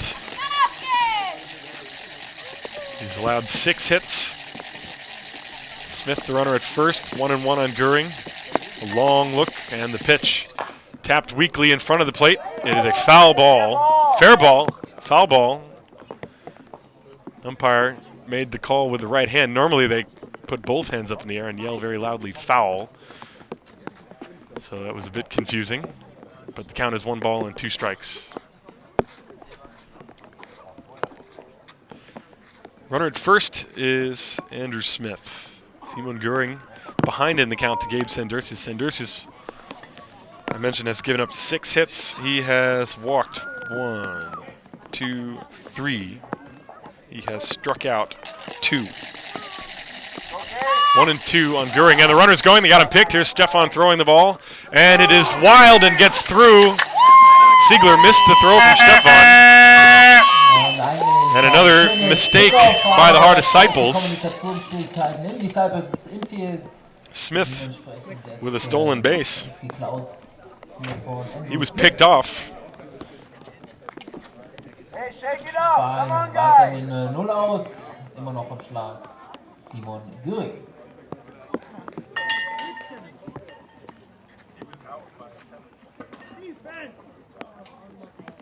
Pick it up, defense. Let's go.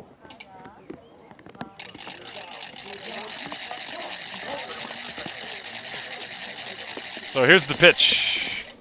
In the dirt, blocked by Selsemeyer. Throw to third, and he is safe. Barely. And a wild pitch. That was an extremely close play. Sehr knappes Play hier an der Third Base. Aber safe gegeben. Andrew Smith. Hey, Blue, what's your play? So, immediately after the pickoff, Und der Count hier für Simon Goering, das ist Count von 2 balls, 2 strikes on Goering. Runner now at third. He's been virtually handed third base by the disciples. Here's the pitch. Swung on. He reached for it. A diving attempt by Dyke. The ball goes off his glove into center field, and that is a base hit for Simon Goering. Through the drawn-in infield, an RBI for Simon, his 2nd of the ball game. Scoring is Andrew Smith, and it is 7-5 Heidenheim. So the single by Smith, he reached 2nd on the caught stealing error, and then reached 3rd on the wild pitch, and he comes home on a little seeing-eye ground ball through the drawn-in infield by Simon Goering. And here is Jamie McOwen. McOwen is 1 for 2, doubled, driven in 2 runs. He's driven in 3, actually. He drove 1 in with a forced play. Goering off first, still nobody out. The pitch, breaking ball, strike called to McOwen, 1 strike. Great pitch.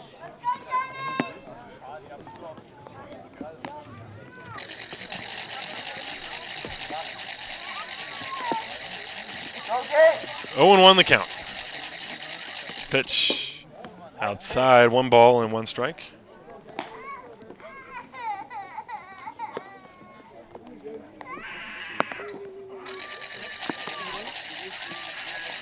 Heidenheim has scored a run here in the 5th, and a throw to first. And coming back is Goering safely. 1 ball, 1 strike on Jamie McOwen.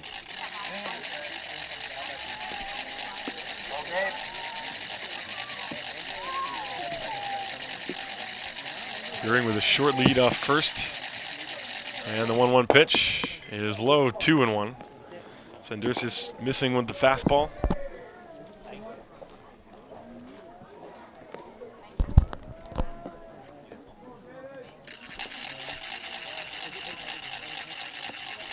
And a throw to first. Goering is back easily.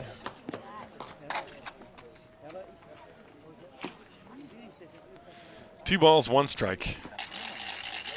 Nobody out. Goering the runner off first. 1 run is in. And the pitch going with a ground ball foul on the first baseline. And the count is 2-2. Hier für Jamie McGowan. Checkt da nochmal schnell, ob sein Schläger das unbeschadet überstanden hat, aber schaut gut aus. Und damit jetzt der Count ausgeglichen bei 2 Balls und 2. Heidenhem with a 7-5 lead. The Disciples just can't seem to pull even with the Heidekopf. And another throw over to first, Göring back.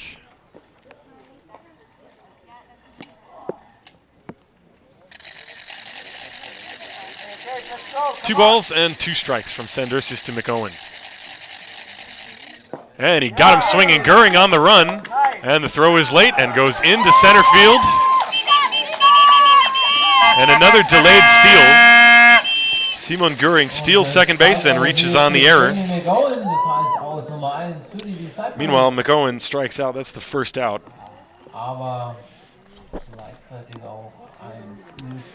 So with 1 down, that puts Göring at third. Wurf ins Outfield, dementsprechend Simon Göring jetzt auf Base Nummer 3 und am Schlag die Nummer 3, Luke Sommer.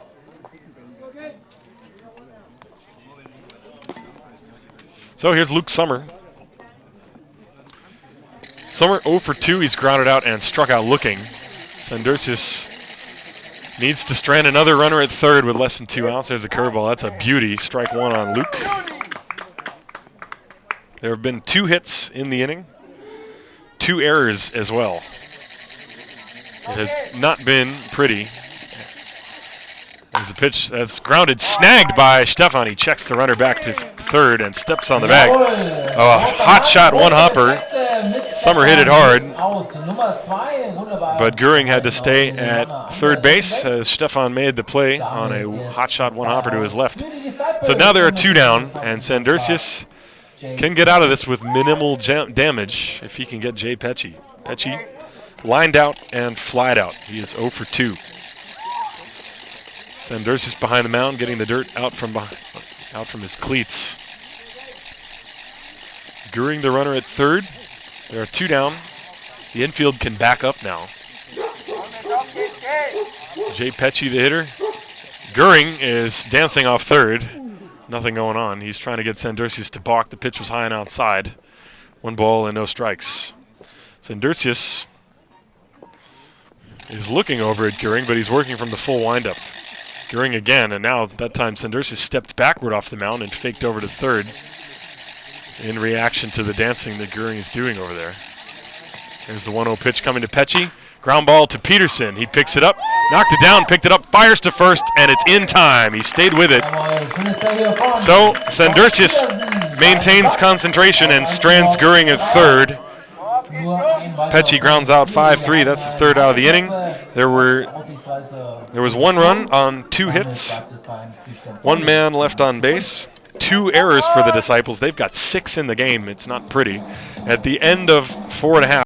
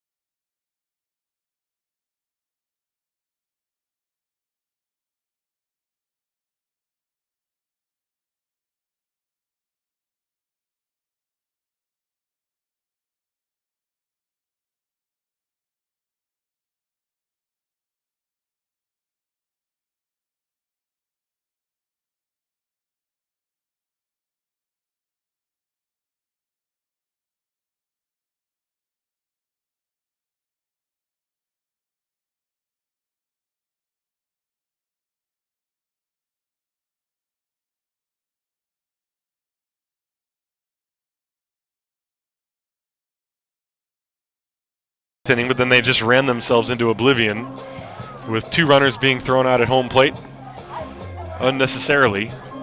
And they're going to try and start over with a clean slate here in the 5th.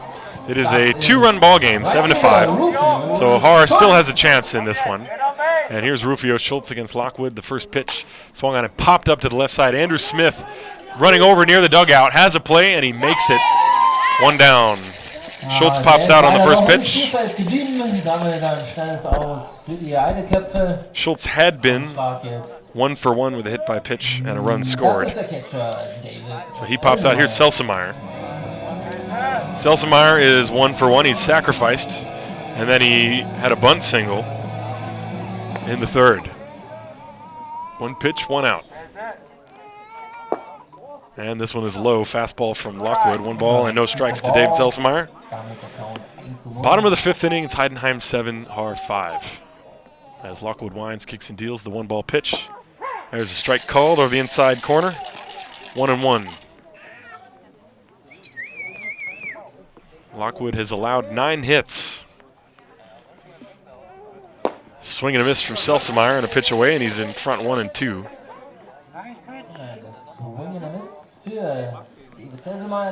Lockwood only has 2 strikeouts so far. The 1-2 pitch. This one way outside. 2 balls, 2 strikes.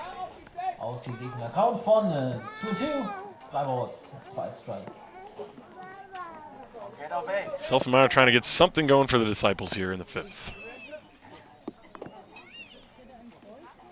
And that one hits him. That hit him on the elbow guard, it looked like. So, hit by pitch.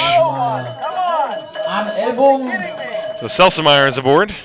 That'll bring up Vidal. Vidal is 0 for 1. He is walked, and that walk was good enough for an RBI as it came with the bases loaded in the 3rd. And he is grounded out. So Vidal 0 for 1 with an RBI. So Lockwood with a runner on first. That is Selsemeyer. Selsemeyer with a short lead.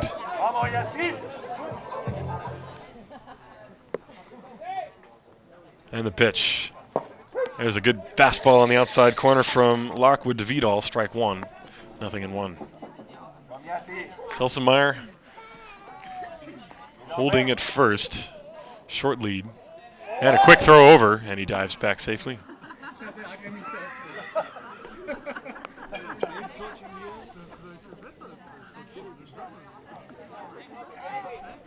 0-1 on Vidal. Swing and a miss, 0-2. Top of the order, Lucas Steinlein on deck.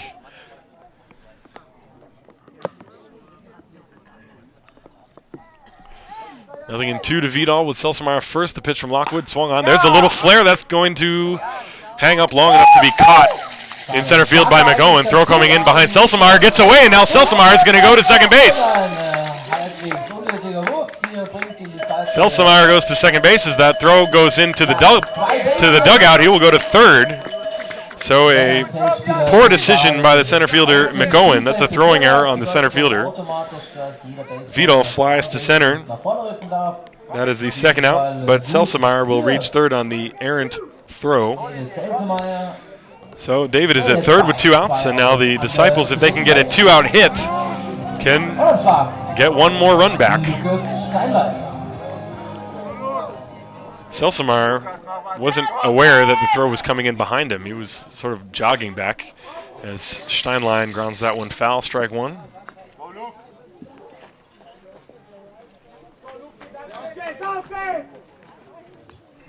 Oh and 1 on Steinlein.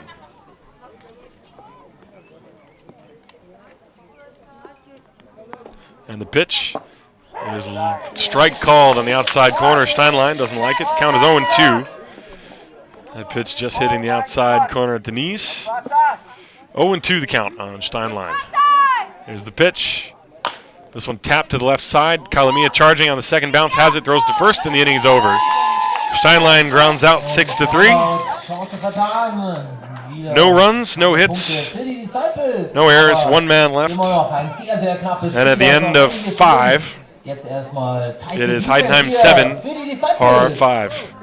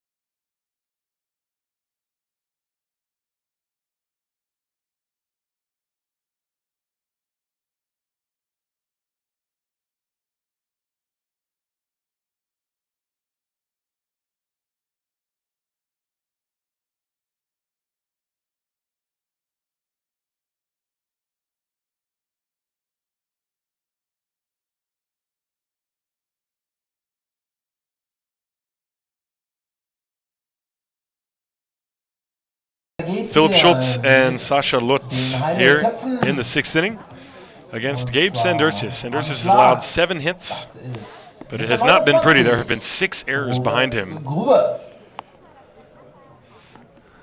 So Sandersius actually has pitched much better than his line looks. So here's the batter, Robert Gruber. Gruber, the right fielder. He is 1 for 2, and he shows bunt, bunts it foul, strike 1. Und ein Foulband hier von Robert Gruber, damit Strike Nummer 1. Gruber singled his last time and then was picked off by Sandersius.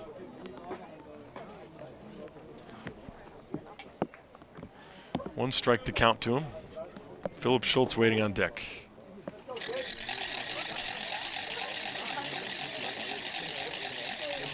Here's the line, the 0-1. Slow curve in the dirt. 1 ball, 1 strike. That one gets away from Selsemeyer. Ball Nummer 1, damit 1-1 der Count.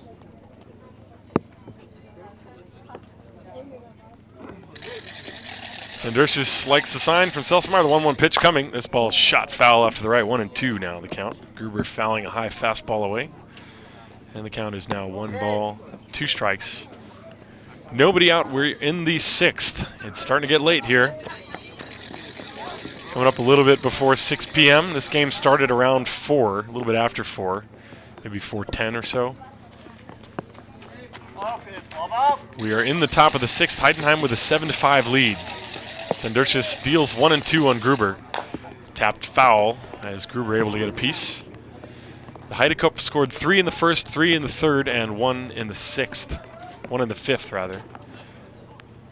And the Disciples with 1 in the 1st, 2 in the 2nd, and 2 in the 3rd, and that's where we stand. 7-7-0 to 5-9-6. In the dirt, Gruber didn't chase it.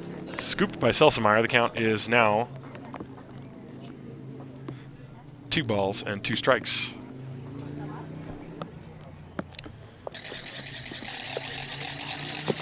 Sandersius winds, kicks and deals. Ground ball to the left side. Peterson charging from the grass, throws to first in time, 1 down. 5-3 on the putout. Big chopper to the left side. Robert Gruber is out. That's the first out here. And here is Philipp Schultz. Schultz 1 for 2. He has popped to first, singled, and stolen a base. Schultz is switch hitter batting right.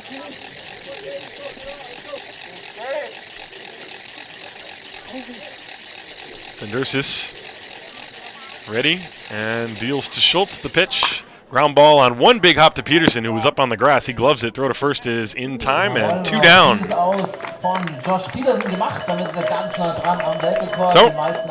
that is 5 straight retired by Sandersius, and that'll bring up the top of the order, Sascha Lutz. Lutz is 1 for 2. He has walked, singled, stolen 2 bases, and scored 2 runs. So 2 down here in the top of the 6th. Sandersius trying to have a quick inning, and he needs some. Kein Läufer auf Base. Chance hier für ein sehr, sehr schnelles Inning.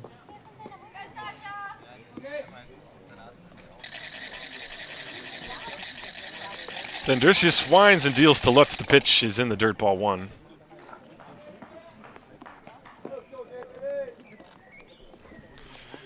Come on, Gabe. 1 ball, no strikes on Lutz.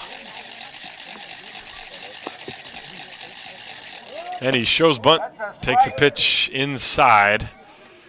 And the count is 2 balls and no strikes, as Lutz had to veer away from that fastball that was buzzing in on him. The count is 2-0.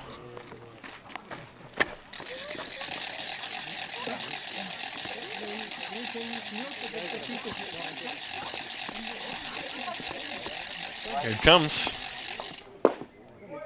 And low. 3 balls and no strikes. That one missing just a little bit low and outside. Sandersius upset with the call. And he's going to take his position on the mound. 3-0 the count. 2 down. 6th inning. Heidenhem 7, Haar 5. Sascha Lutz in the batter's box. Nobody on base. 3-0 the count. Lutz a very patient hitter. And he takes a strike right in there. 3-1 the count now. Charlie Calamia hoping to get a chance. He's waiting on deck. 3-1. Here's the pitch. Lutz flies this ball down the left field line. Foul. And the count is now full 3-2. Fastball from Sandursis. It was away, and Lutz just went with it, fouled it off. And the count is full. Sandursis would love to get a 1-2-3 inning.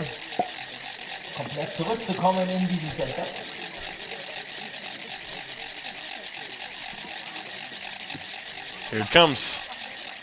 Ground ball. Oh, that ball hits the leg of Sandursis, and it is caught by Dyke on the fly. That should be an out. That's a fly out. That ball hit Sandursis in the leg and was caught by Joe Dyke on the fly, and that is out number 3. A line drive off the leg of... A line drive off the bat of Lutz. It hit the leg of Sandursis, caromed high into the air, and it was caught on the fly by Joe Dyke, who threw to first base just in case, but the out was called by the home plate umpire, and a 1-2-3 inning for Sandursis at the end of 5.5. It is Heidenhem 7, Haar 5. Hey, Tim, that's one for the highlight. Yeah, I got that one.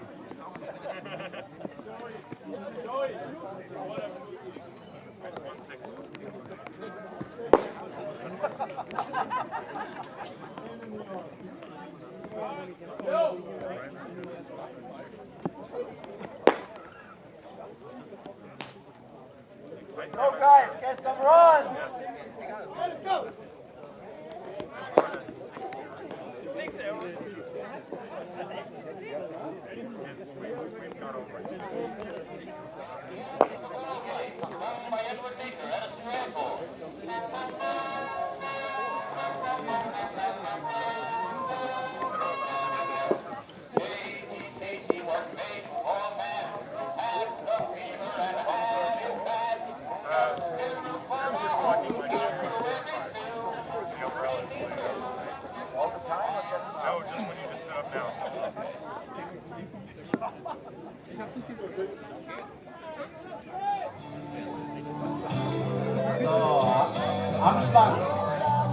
Abschlag jetzt für die Disciples mit der 27. Here's Ziegler. As the first pitch to Ziegler is inside for ball. Lockwood goes back to work. As you see Tim Williford going out to coach first base. 1 ball, no strikes on Ziegler here. First pitch fouled away. 1 ball and 1 strike. 2-3-4 for the Haar Disciples. As we begin the bottom of the 6th, they are trailing by 2 against Tyler Lockwood and the Heidenheim Heidekopf. It'll be Ziegler, Dyke, and Peterson as Ziegler steps out of the box.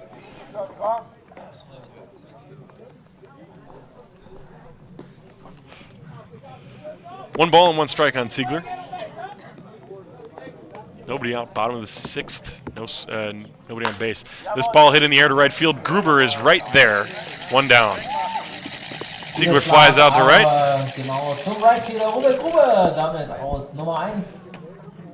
So that'll bring up Dyke.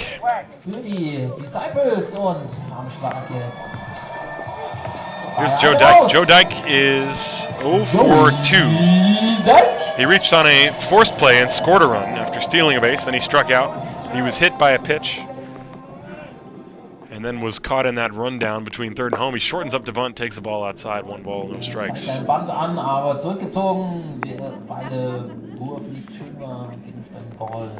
ball, no strikes the count to Joe Dyke. Here it comes. This ball popped up high on the infield, foul ground.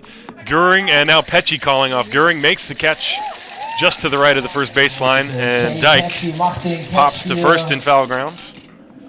And that is the 2nd out. And that'll bring up Josh Peterson, 2 down. First base. So Lockwood has settled in.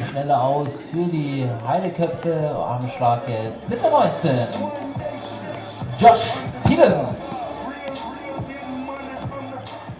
So here's Peterson and the pitch. Breaking ball outside, 1 ball, no strikes to him.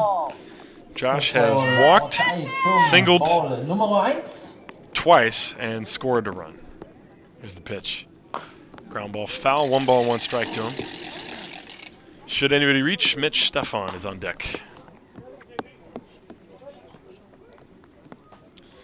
1-1. Lockwood trying to have an easy inning. Heidenhem in front, 7-5. Here's the 1-1 pitch to Josh. Fouled straight back and a good swing. As that pitch was out over the plate, Peterson just a little bit late on it. 1 ball and 2 strikes.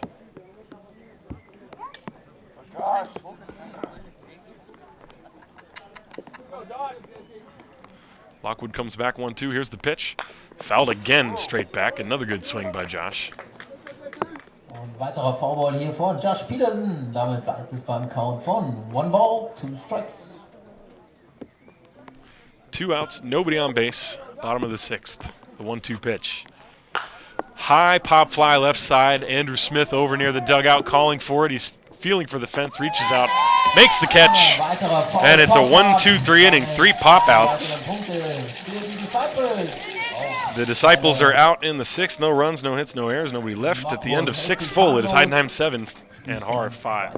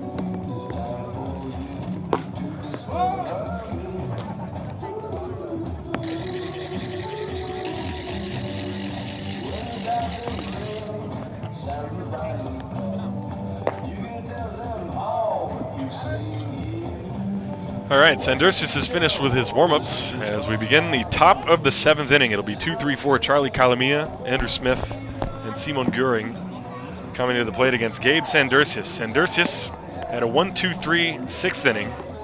Took a line drive off of his left leg, so we'll see how he rebounds. He's sort of kicking around at the dirt behind the mound, but he appears to be okay. And I would imagine it will take more than a line drive off the leg to get Gabe Sandurcius out of this game.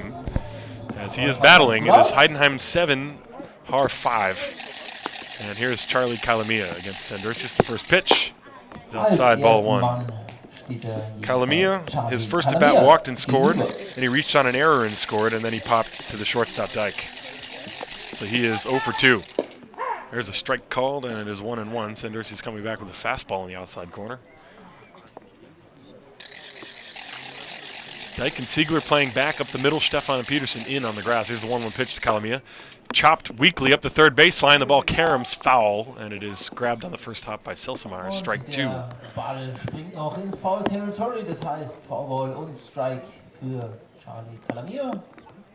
Und der Count somit 1 Ball und 2 Strikes. 1 ball, 2 strikes.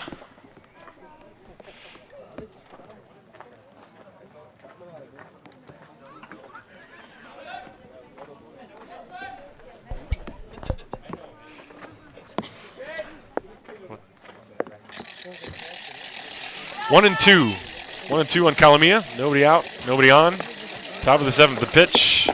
Outside, 2 balls and 2 strikes now to Charlie. Sandurcius out there for his 7th inning of work.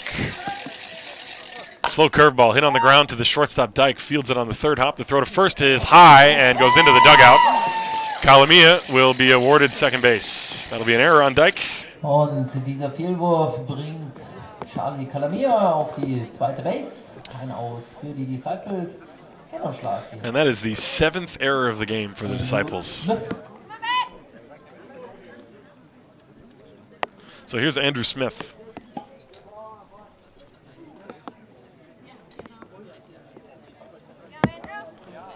Smith doubled, scored, walked, scored, singled, scored.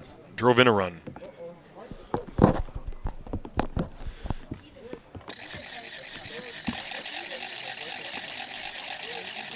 And the pitch is down and in. 1 ball and no strikes.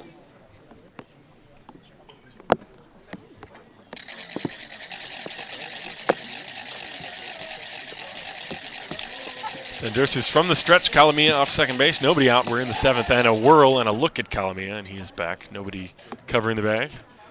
That was a little fake move by Gabe. 1-0. The pitch to Smith in the dirt. Gets away from Selsemeyer. Kalamia going for third, and he will be in there standing. That'll be a wild pitch. 2 balls and no strikes to count. Charlie Kalamia bis auf Base Nummer 3. 1-0 aus und einen Count von 2-0 für Andrew Smith. 2 balls, no strikes to Smith. Infield is playing back. Although Peterson and Stefan are up at the corners.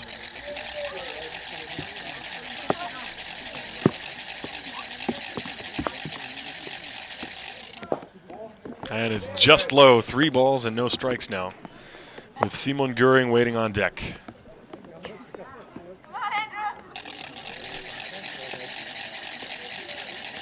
Here it comes. That's ball 4. That one skips away from Selsemeyer, and Kalamia is going to come home and score. Sandursius didn't even bother covering home plate.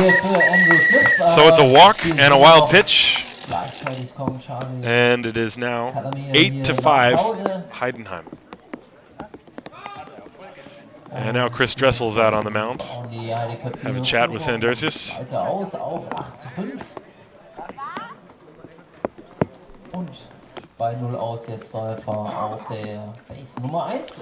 Sandursius has not been helped at all by his defense. There have been 7 errors behind him.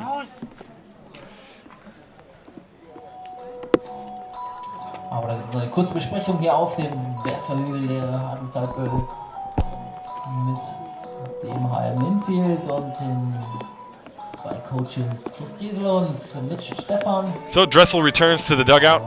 Sandursius is going to maintain his place on the mound, as well he should. So the runner is at first. That's Andrew Smith. Smith has been on base all 4 times in this game. Simon Göring is 1 for 3, grounded out, struck out, and singled. He's got 2 runs batted in. Smith with a short lead, not going. Pitch down and in, ball 1. This has been the inning where things tend to go downhill for the Disciples.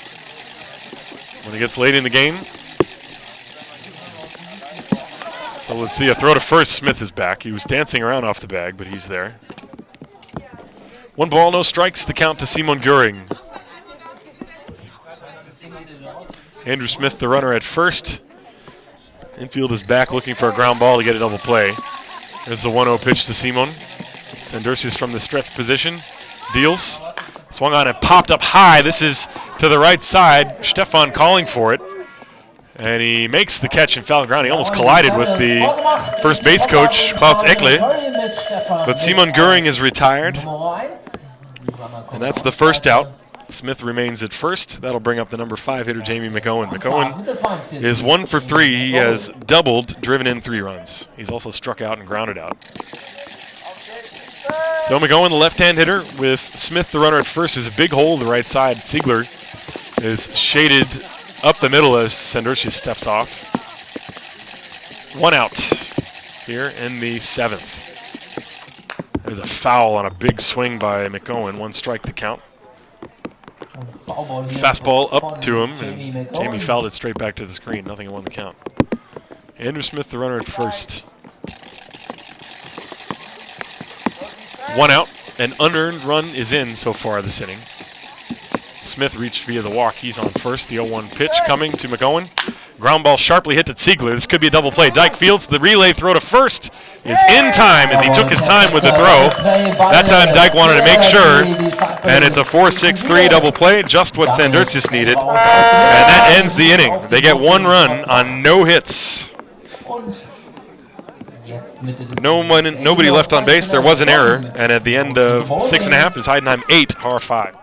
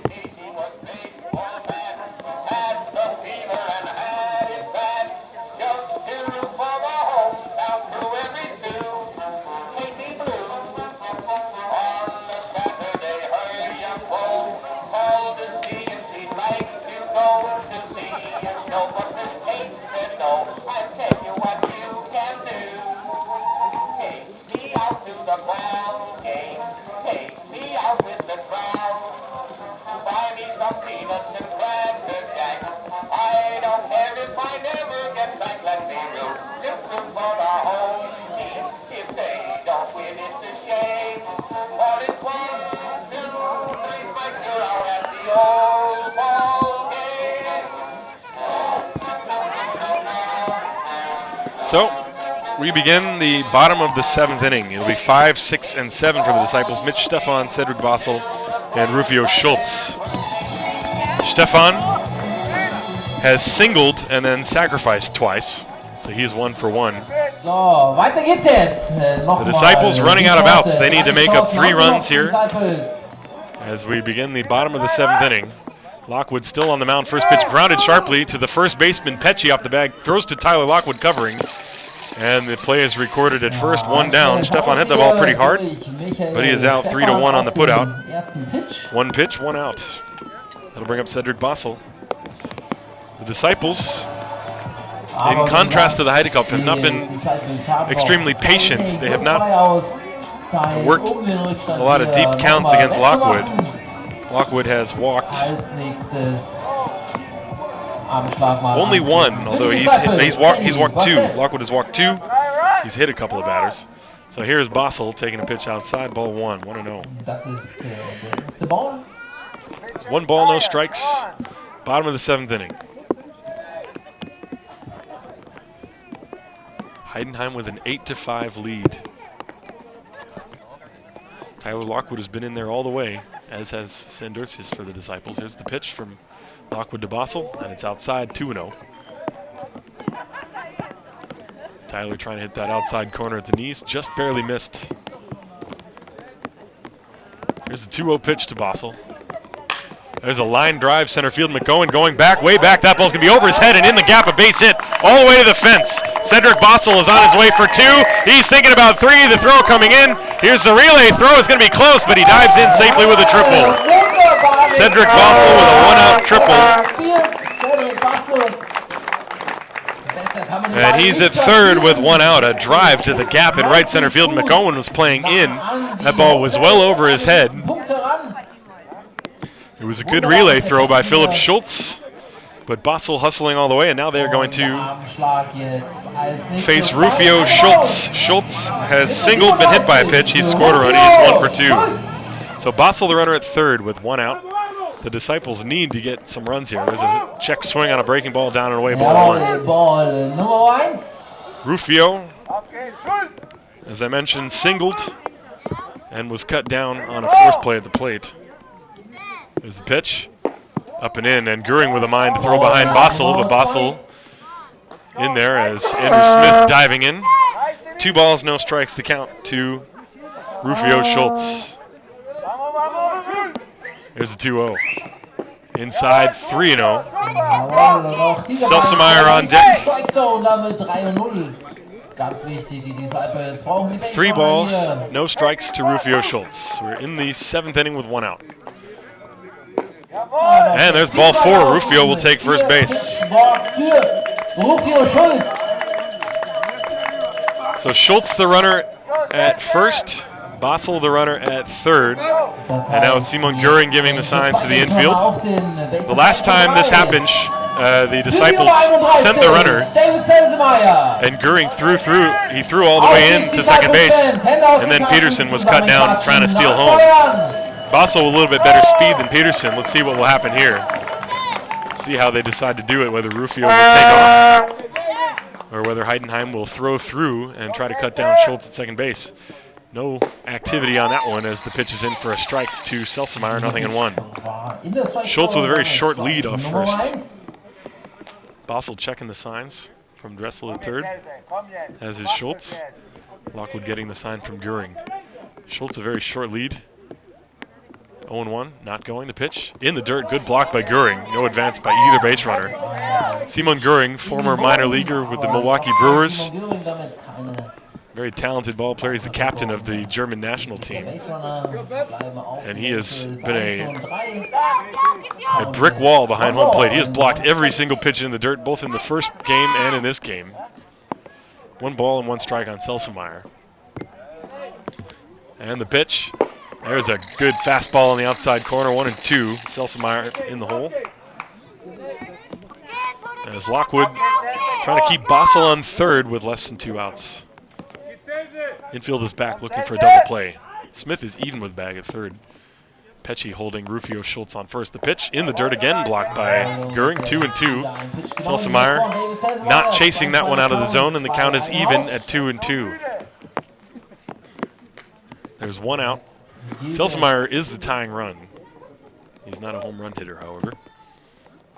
2 balls, 2 strikes. Pitch is outside, and the count is now full. 3-2.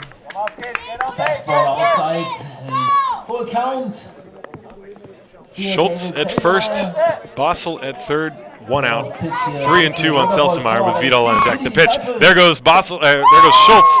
The pitch was swung on and missed for strike 3, and Schultz is out at second base. It's a double play, and that means Basel can't go home and score. Struck him out and threw him out, and another inning in which the Disciples run themselves out of a potential scoring opportunity. So they have managed to squander pretty much all the runners they've had on base. They've had a lot of runners cut down on the bases. So the inning comes to an end. Selsemeyer strikes out on the pitch. That was the second out, and Schultz was cut down on the caught stealing. That was the third out, and that meant that it didn't matter that Basel had crossed the plate. So the inning comes to an end, and at the end of 7, it is 8-5 Heidenhem.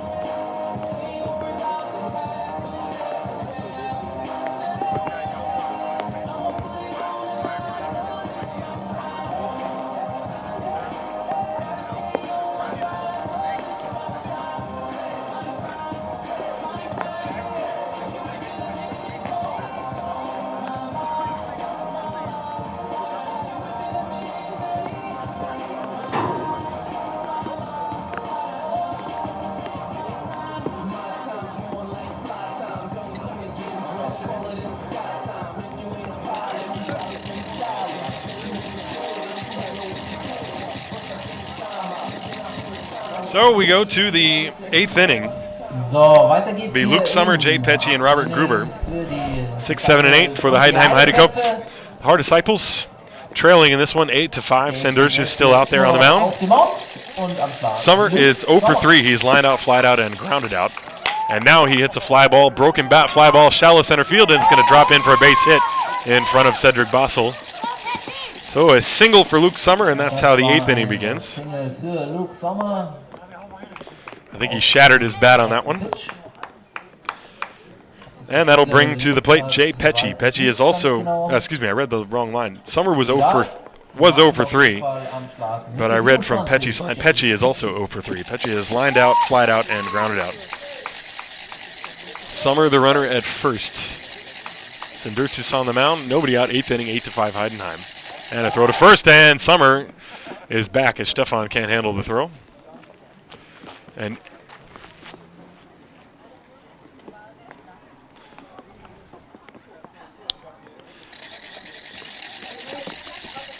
Pecci hit the dish. Summer, the runner on first. Nobody out. There's the pitch. There's a drive high and deep to left center field. Vidal going back, way back, way back.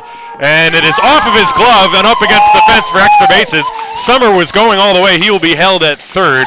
And that's a long double off the bat of Jay Pecci. Vidal ran all the way back, almost up against the fence, almost made a very nice catch. But that'll be a long double for Jay Pecci. And Luke Summer is at third.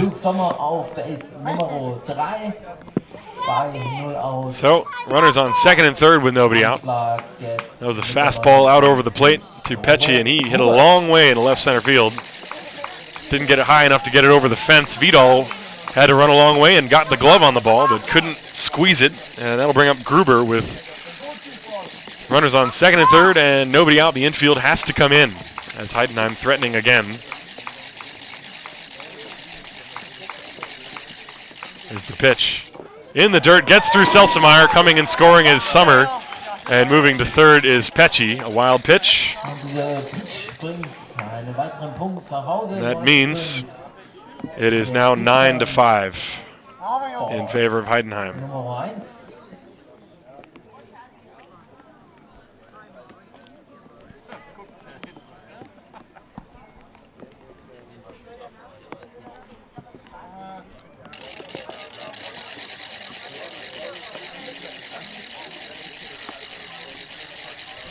One ball, no strikes to count on Gruber. Pecci on third, still nobody out. And now this one's inside 2-0.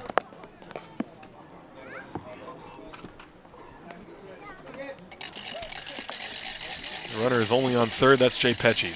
2 balls and no strikes. Here's the pitch to Gruber. Fouled straight back and a huge cut by Robert. He was going for the downs on that. 2 balls and 1 strike. Philip Schultz on deck. Again, in this game, the Disciples have had a 1-2-3 inning exactly twice. So the extra base runners allowed via errors and walks has not helped them. There's a base hit to center field. Coming home to score is Pecci. Over to cut it off is Rufio Schultz. He bobbles it for a moment, but no advance by Gruber. RBI single for Robert Gruber. And it is now 10-5. 10-5 jetzt der aktuelle Score. Und am Schlag Philipp Schultz. So here's the number 9 hitter, Philip Schultz. Schultz has singled in 3 trips. He has also stolen a base. 1 for 3. So 2 runs have come across here in the 8th inning. And time is called by the hitter Schultz just as Sendersis was about to deliver the pitch. 10 hits now for the Heidenheim Heidekopf. 10-10-1 to 5-9-7. There's a fastball high, ball 1. 1 ball, no strikes on Philip Schultz. Top of the order, Sasha Lutz waiting on deck.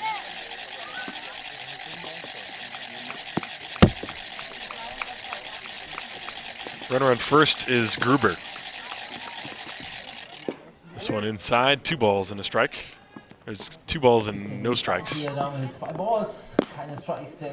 inning began with a single to Luke Summer, a broken bat single. Then Pecci ripped a double deep to the gap in left center. Single by Gruber, and now 2-0 on Schultz. As he shows bunt, pops it up. Foul and out of the reach of Selsemeyer. 2 balls and 1 strike. Buntversuch hier von Philipp Schultz. Aber das Ganze ins Foul-Territory. Dementsprechend nur ein Strike.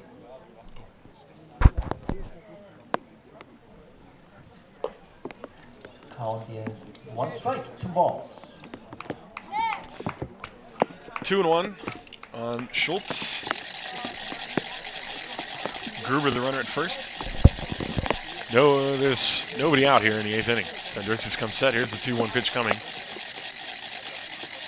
Curveball way outside, or maybe that was a fastball. Selsemeyer with a good job to snag that one. 3-1, as that one almost got away from Sandersius. Sandersius has really had to work. But he's still out there, giving everything he's got. Here's the 3-1 pitch coming to Schultz. Strike called, a good fastball over the outside corner of the letters, and the count is now full, 3-2.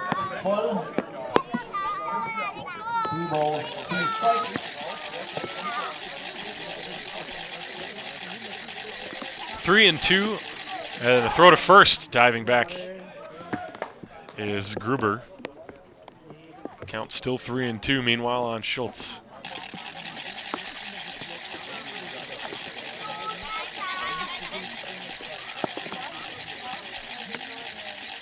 Here it comes, and ball 4. So Gruber will move to second. Schultz is on first.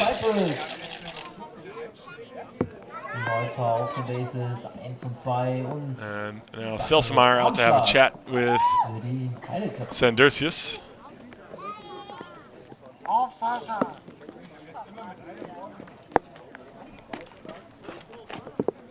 And he returns to his spot behind the plate. There's nobody out. Runners on first and second. 2 runs are already in. Inning began with a base hit to Sommer, then a double by Pecci, single by Gruber, now a walk to Schultz. And now Sandersius has to deal with the top of the order.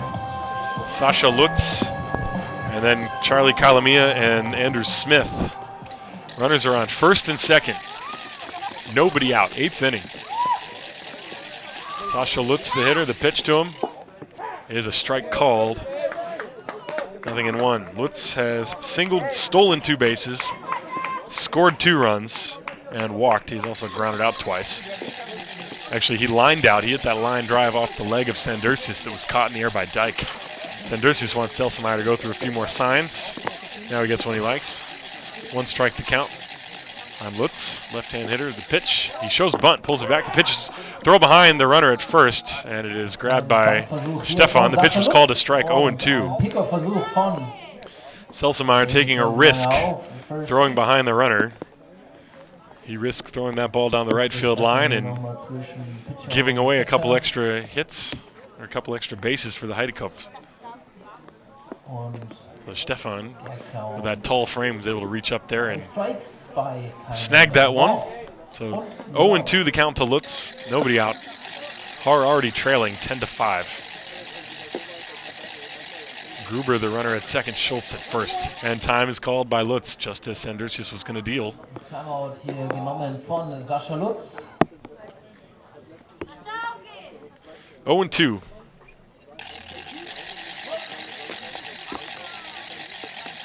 His pitch, slow curve, tapped weakly up the third baseline, foul, and the count remains 0-2. Lutz fighting that pitch off. Bleibt es beim Count von 0-2.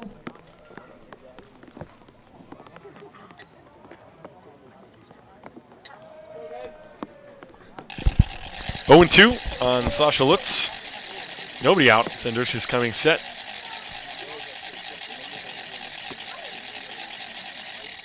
This ball hit in the air to right field. Schultz going back on it. He's got a play over near the corner. One-hands it. Runner tags from second and comes to third as the throw comes into second.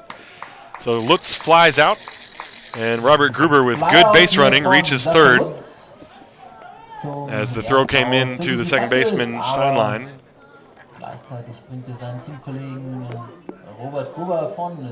So Lutz flies to right field. That's the first out of the inning, and now there's runners on first and third.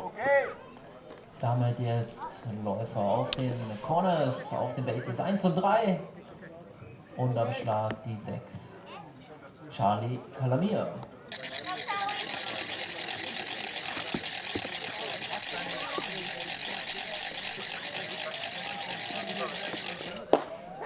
There's a pitch to Calamia. Calamia takes a strike on the inside corner, 0-1.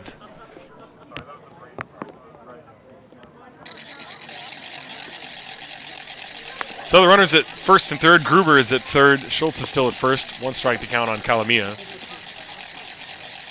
And a throw to first. And back safely is Schultz. These first and third situations, you can very often expect some kind of a running play. Heidenhem has taken advantage of every opportunity that has been given to them. Not going, the pitch swung on and missed. 0-2. Kalamia chasing a pitch out of the zone. 0-2 the count. Strike für Charlie Kalamia. Damit 0-2 count. Gruber's the runner at third. Schultz is at first. 0-2 on Kalamia. Kalamia, by the way, is 0 for 3.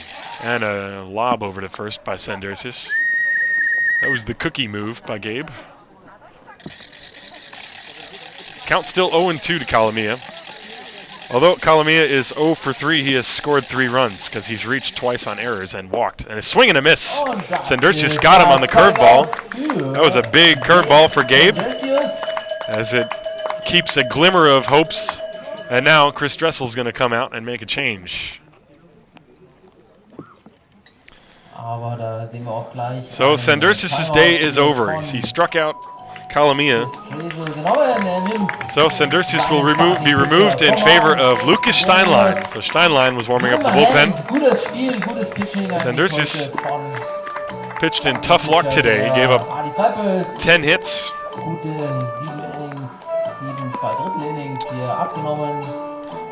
10 runs, although a great deal of those runs are not earned.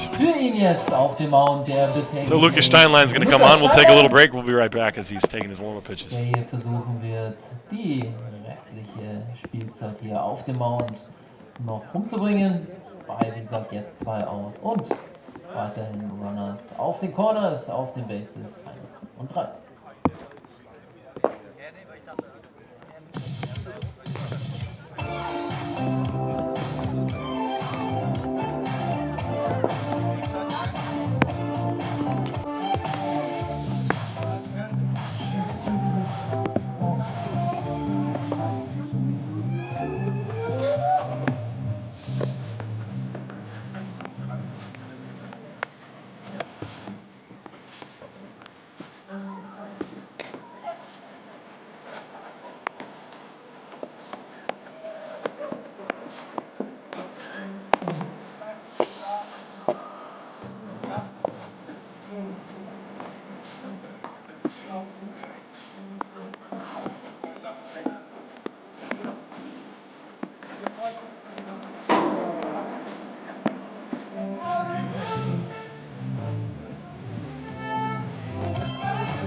So, diese kurze Unterbrechung gibt mir nochmal die Möglichkeit, kurz darauf hinzuweisen, nämlich auf einerseits einer unserer Premium-Sponsoren. Einer dieser Premium-Sponsoren stellt auch Premium-Sachen her, nämlich ein Premium Energy Drink. Crowns ist der Name. Gibt es in jedem gut sortierten Supermarkt und natürlich auch vorne an der Disciples Bar. Außerdem möchte ich nochmal darauf hinweisen, dass das neue Lanyard... So, Lucas Steinlein is on the mound now. Steinlein, who is normally the Game 1 starter for the Disciples, but because these two teams play again on Sunday, the Disciples were trying to save him, but they cannot do it. So he will be forced to come in and pitch an inning and a third, hopefully, for the Disciples today. Sandersis, meanwhile, is responsible for the 2 runners on base. And here's Andrew Smith hitting a ground ball. Diving stop by Peterson to his feet. Throw to first is in time. A great play by Josh to end the inning. Josh Peterson saved a base hit and a run off the bat of Andrew Smith. And the inning comes to a close. Steinlein only had to throw 1 pitch. And at the end of 7.5, it is Heidenheim 10, Haar 5. But before we go away, I'll give you the final line on Gabe Sandersis. Sandersis pitched 7 2/3 innings. He gave up 10 hits, 4 walks, 4 strikeouts, and only 5 earned runs. So he pitched well enough. It was the 7 errors behind him that did not help his cause. So now the Disciples will take their chance in the bottom of the 8th inning. Heidenheim leading by a score of 10-5. Wenn nicht, spenden wir das Ganze einem gemeinnützigen guten Zweck.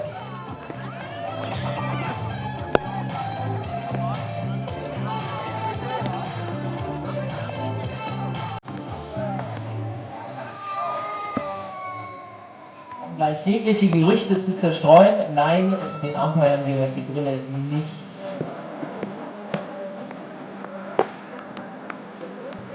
Hier ist die von Aufli.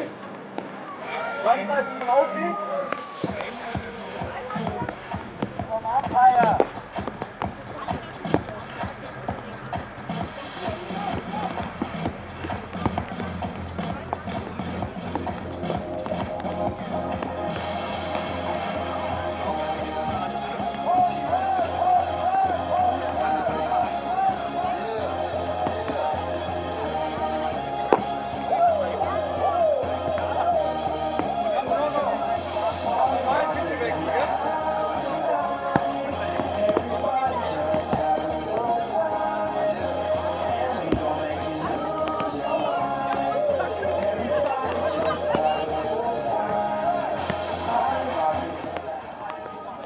Normaler Pitcherwechsel. Rumkommt von der Bank, DH bleibt. So, und auch die Heideköpfe wechseln.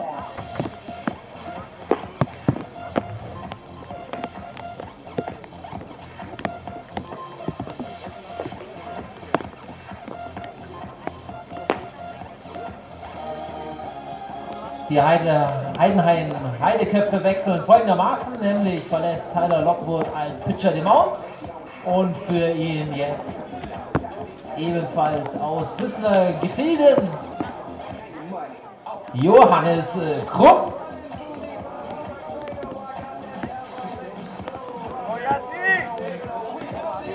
Bottom of the 8th inning.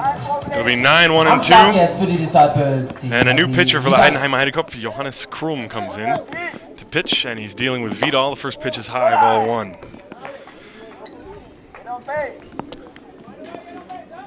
Krumm has pitched 35 2/3 innings. There's a swing and a foul. He's given up 40 hits, 20 earned runs, 13 strikeouts and 13 walks, an ERA of 5.05. And he's even with Yasmani Vidal right now, 1 ball and 1 strike. Right-hander winds and deals. Swing and a miss. A big swing by Yasmani. 1 and 2. Breaking pitch. So Lockwood can win it. He pitched 7 innings, gave up 5 runs, 9 hits. Big curveball tapped weakly back to Krumm. He fields it, throws to first. 1 down. And that'll bring up the top of the order. And here's Lucas Steinlein. Steinlein, of course, was the designated hitter, and now he is the pitcher. So Steinlein in the game is 1 for 4. He singled and scored. And he takes a pitch high outside, ball 1. It is Heidenheim 10, Haar 5. Haar has not had a lead in either of the 2 games. They didn't have a lead in either of the 2 games against Regensburg. As this one is outside, 2 balls and no strikes on Steinlein.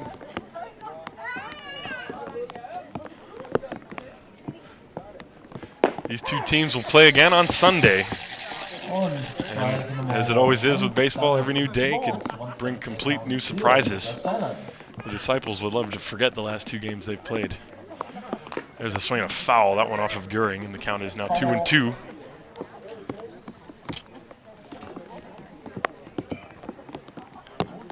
There's 1 out. Bottom of the 8th inning.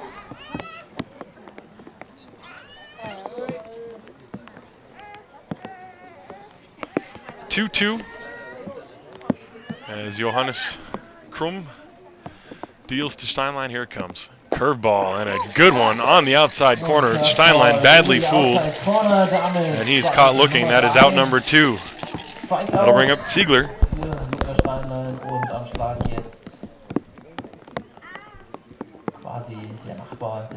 Disciples trying to avoid their 5th straight loss. They lost the second game against Mannheim, 2 straight against Regensburg, and they're 4 outs away from 2 straight against Heidenheim. There's a swing and a drive high and deep to right center field. Going back on it is Gruber, and it is going to bounce up against the fence. Extra bases for Ziegler. He will stop at second base with a double.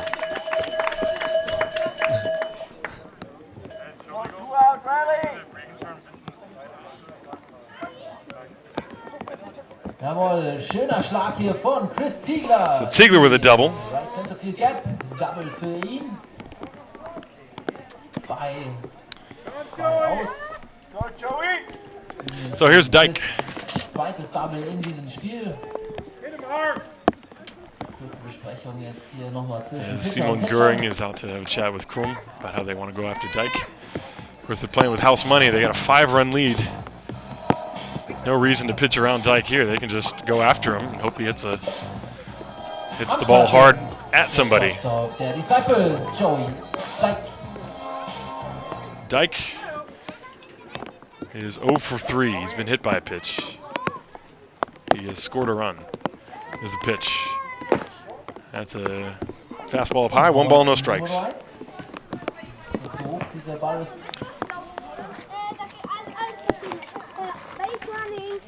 1 ball, no strikes on Dyke.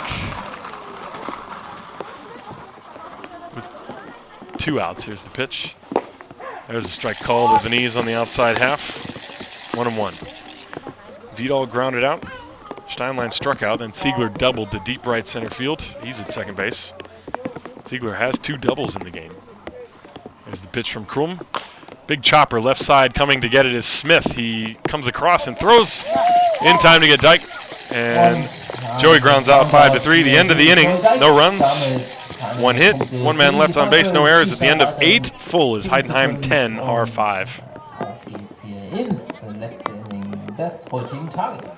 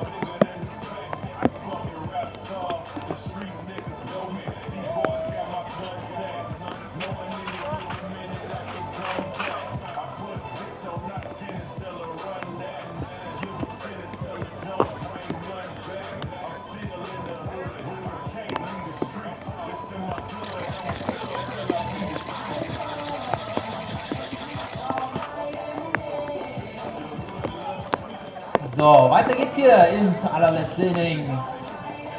Und zwar wird das beginnen. Die Nummer 14, Simon Göring.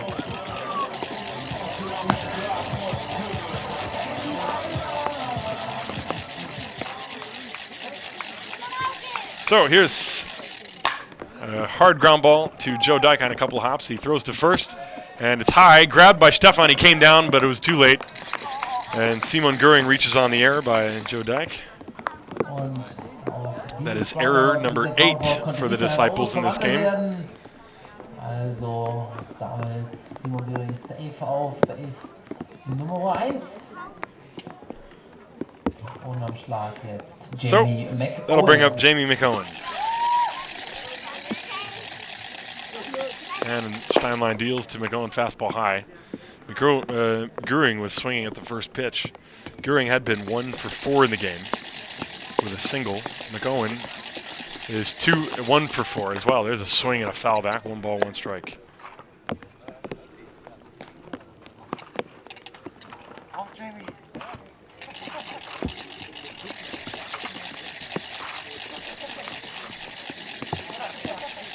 1-1. Curveball is a little bit too high. 2 balls and a strike. Luke Sommer on deck. 4, 5, and 6 this inning.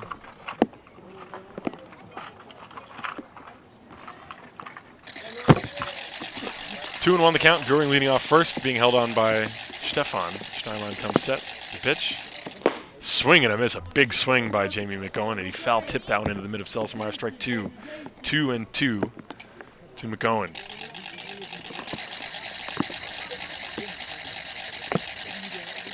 There's a swing and a defensive one as McOwen fights that one off. Count remains 2-2. Jamie was out in front, managed to stay back, and just fouled that pitch off to the left. Simon Göring is the runner at first. There's nobody out. We're in the 9th. 10-5 Heidenhem.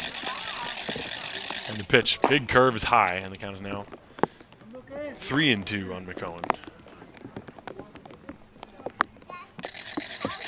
Steinlein taking a look at Göring.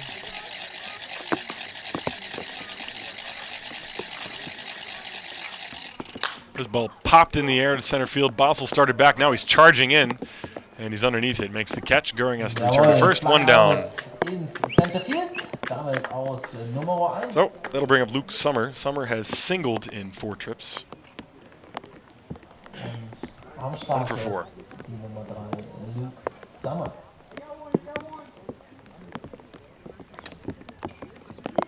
Göring still the runner at first. Now there's one out. 10-5 Heidenheim. We're in the 9th. Timeline coming set. Pitch. Fastball just missed outside. 1 ball, no strikes.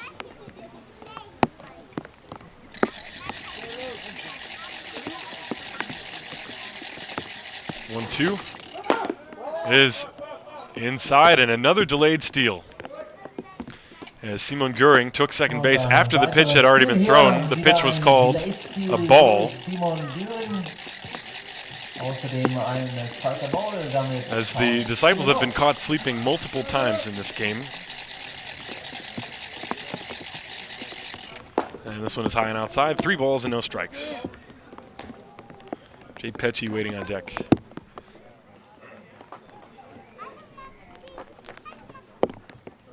3-0 pitch. Ball 4. First and second now. Luke Sommer is on first. Göring is on second. 1 out. That'll bring up Jay Pecci. Switch out. He's going to turn around and bat left-handed now. He was batting right-handed against the left-handed Sendrisius. Now he bats lefty against the right-handed Steinlein. Runners leading first and second, and it's swing and a miss. Pecci out in front. Strike 1. Eine Switch-Hitter, wie ich vorher gesagt habe, also vorher hat er noch von der anderen Seite geschlagen, jetzt mit Lukas Steiner am Mount. Hier in der And a quick throw to first, and he is called safe. Very close play. And now Chris Dressel. Chris Dressel's going to come out and argue with the umpire. There was a throw behind the runner. Sommer was off first base. Stefan ran in behind him. Steinlein whirled it through. They got. That was exactly the play that they picked off Ludwig Glaser. And that worked against the Regensburg Legionnaire, but no matter.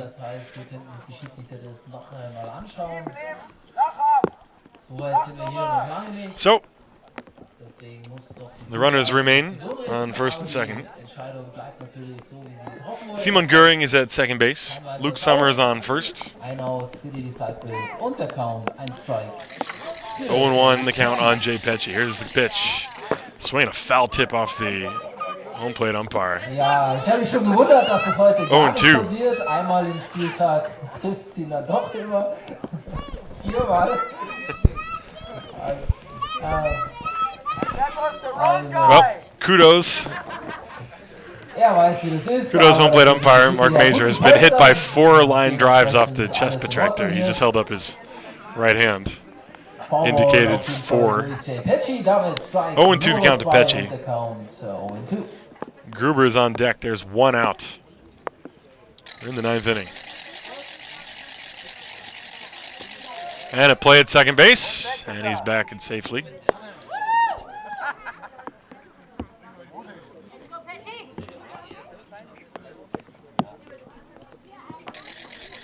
Oh, 0-2 is the pitch. Fouled off, and the count remains 0-2. Pecci As I mentioned, he has doubled in 4 trips. He's also scored a run. Switch hitter batting left. 0-2. Here it comes. This ball hits sharply, and it hits the umpire, and that should be a dead ball. That is a base hit. That's a dead ball. That's a line drive. Nope. Let's see. What's the call? That's a base hit. Yep. Because it went past a fielder. Well, the pitcher. Schau mal, auf der Straße läuft ein Blinder, der kann auch ein. Das Ganze wird, soweit ich weiß, als Base-Hit gescored. Das heißt, Jay Patchy kommt hier mit Hilfe des Schiedsrichters auf die erste Base. So a line drive base hit off of the umpire Ist aus und as Jay Petchy ripped one off of the left leg of the field umpire. You can see him limping around out there. He got hit. He got a direct hit. Anyway, the bases are loaded now with 1 out. And here is Robert Gruber. And this one is up and in, ball 1. So Petchy is awarded a base hit. And that's a play where if a line drive hits the umpire, if it passes a fielder, there's a swing and a foul tip. 0-2 to Gruber. They're 1-1 to Gruber, rather. And that one is high, 2-1.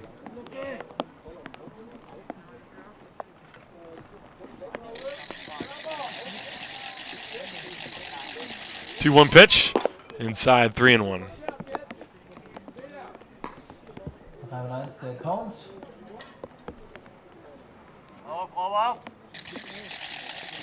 Bases loaded, nowhere to put him. And ball 4. That'll be an RBI walk. Gruber comes home.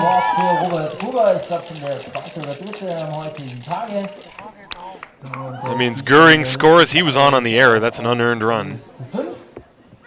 Bei einem Aus und weiterhin Bases loaded. Thanks for the run. Anschlag. Philipp Schulz. Auf Philipp.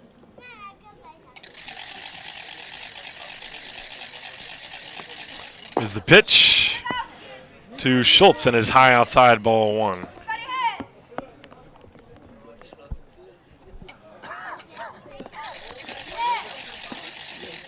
There's a swing, a fly ball, well hit to right field. Schultz going back, still going back. Underneath it makes the catch. The runner will tag from third and second, and both of them will move up. That'll be a sacrifice fly. Coming home to score is Luke Summer.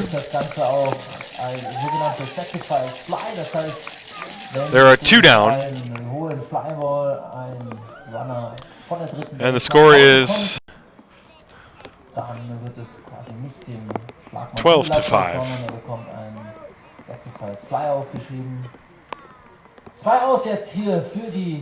So here's Sascha Lutz. And he takes a pitch inside. 1 ball, no strikes. And a swing and a miss. He went around on that one. 1 ball and 1 strike. Runners are at first and third. There's a ground ball up the middle on a couple hops to Dyke. He's going to take it to the bag himself. The inning is over.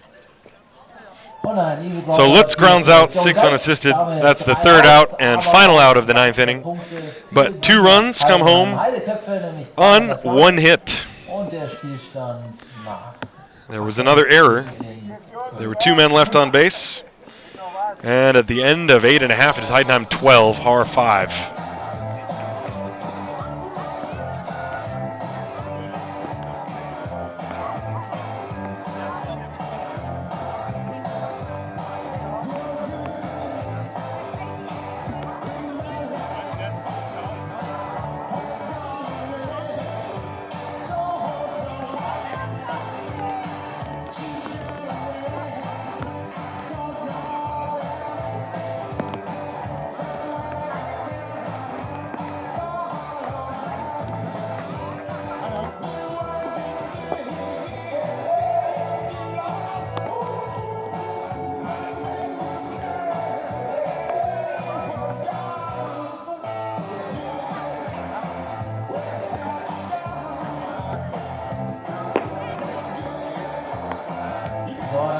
letzte Mal hier am heutigen Tage noch kurz die Zwischenstände aus den anderen Spielen einblenden, beziehungsweise durchsagen. Stuttgart führt im allerletzten Inning gegen Mainz mit 5:1, also da dürfte das Spiel höchstwahrscheinlich entschieden sein. Bad Homburg gegen Tübingen schaut so aus, als ob es in die Verlängerung geht. Da steht es nach 9 Innings 3:3. Und weitere Spiele haben heute stattgefunden, beziehungsweise sind bereits beendet, wie eben das Spiel Mannheim mit Regensburg 4-1, 6:2 Sieg für die Regensburg Millionäre.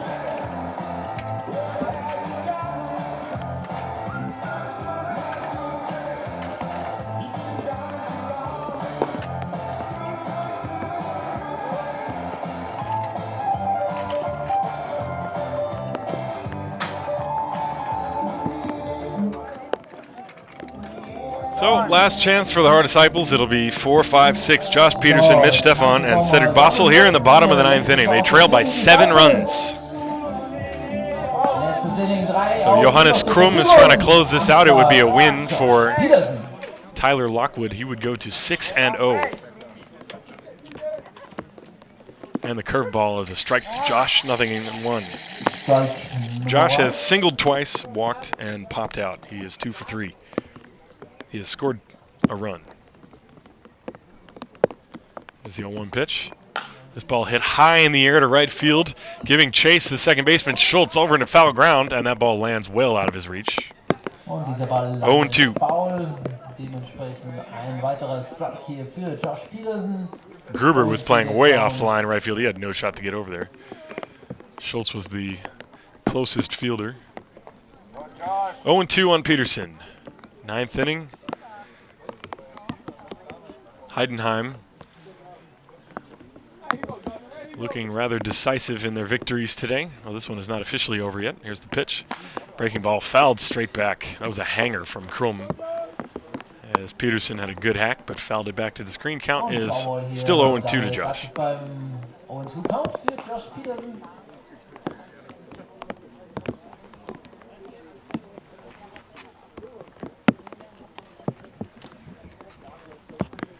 Krum winds, the 0-2. Fouled away again. It was another off-speed pitch away. Peterson lunging out to get that one. Got a piece. Count remains 0-2.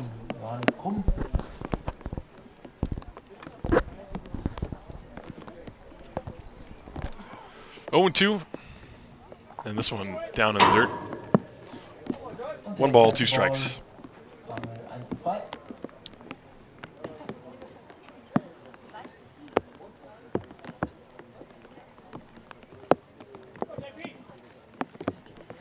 Krum winds and deals 1-2 to Peterson.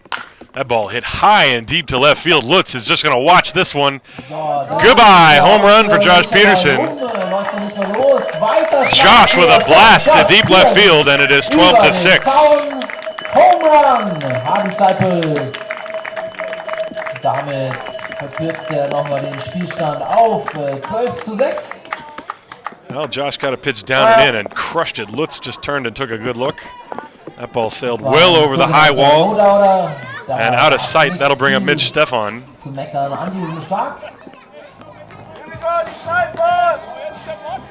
So it's a 6-run game. Ehemaliger Nachbar vom Pitcher, Mitch Stefan jetzt am Schlag. Stefan is 1 for 2 with 2 sacrifices. Big swing. 0-1.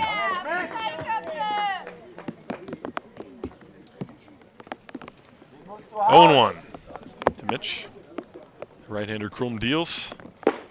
Strike 2. Fastball over the inside corner at the letters. 0-2.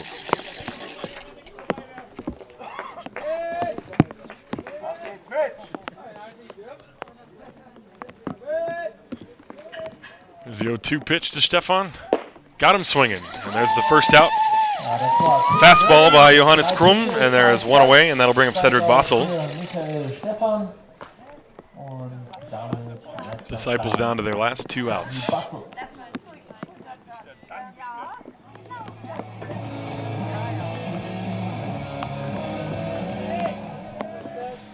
Bossel has tripled and singled He's also lined to the pitcher and hit into a fielder's choice. He's 2 for 4. There's a good breaking pitch on the outside corner. 0-1 from Krum to Bossel.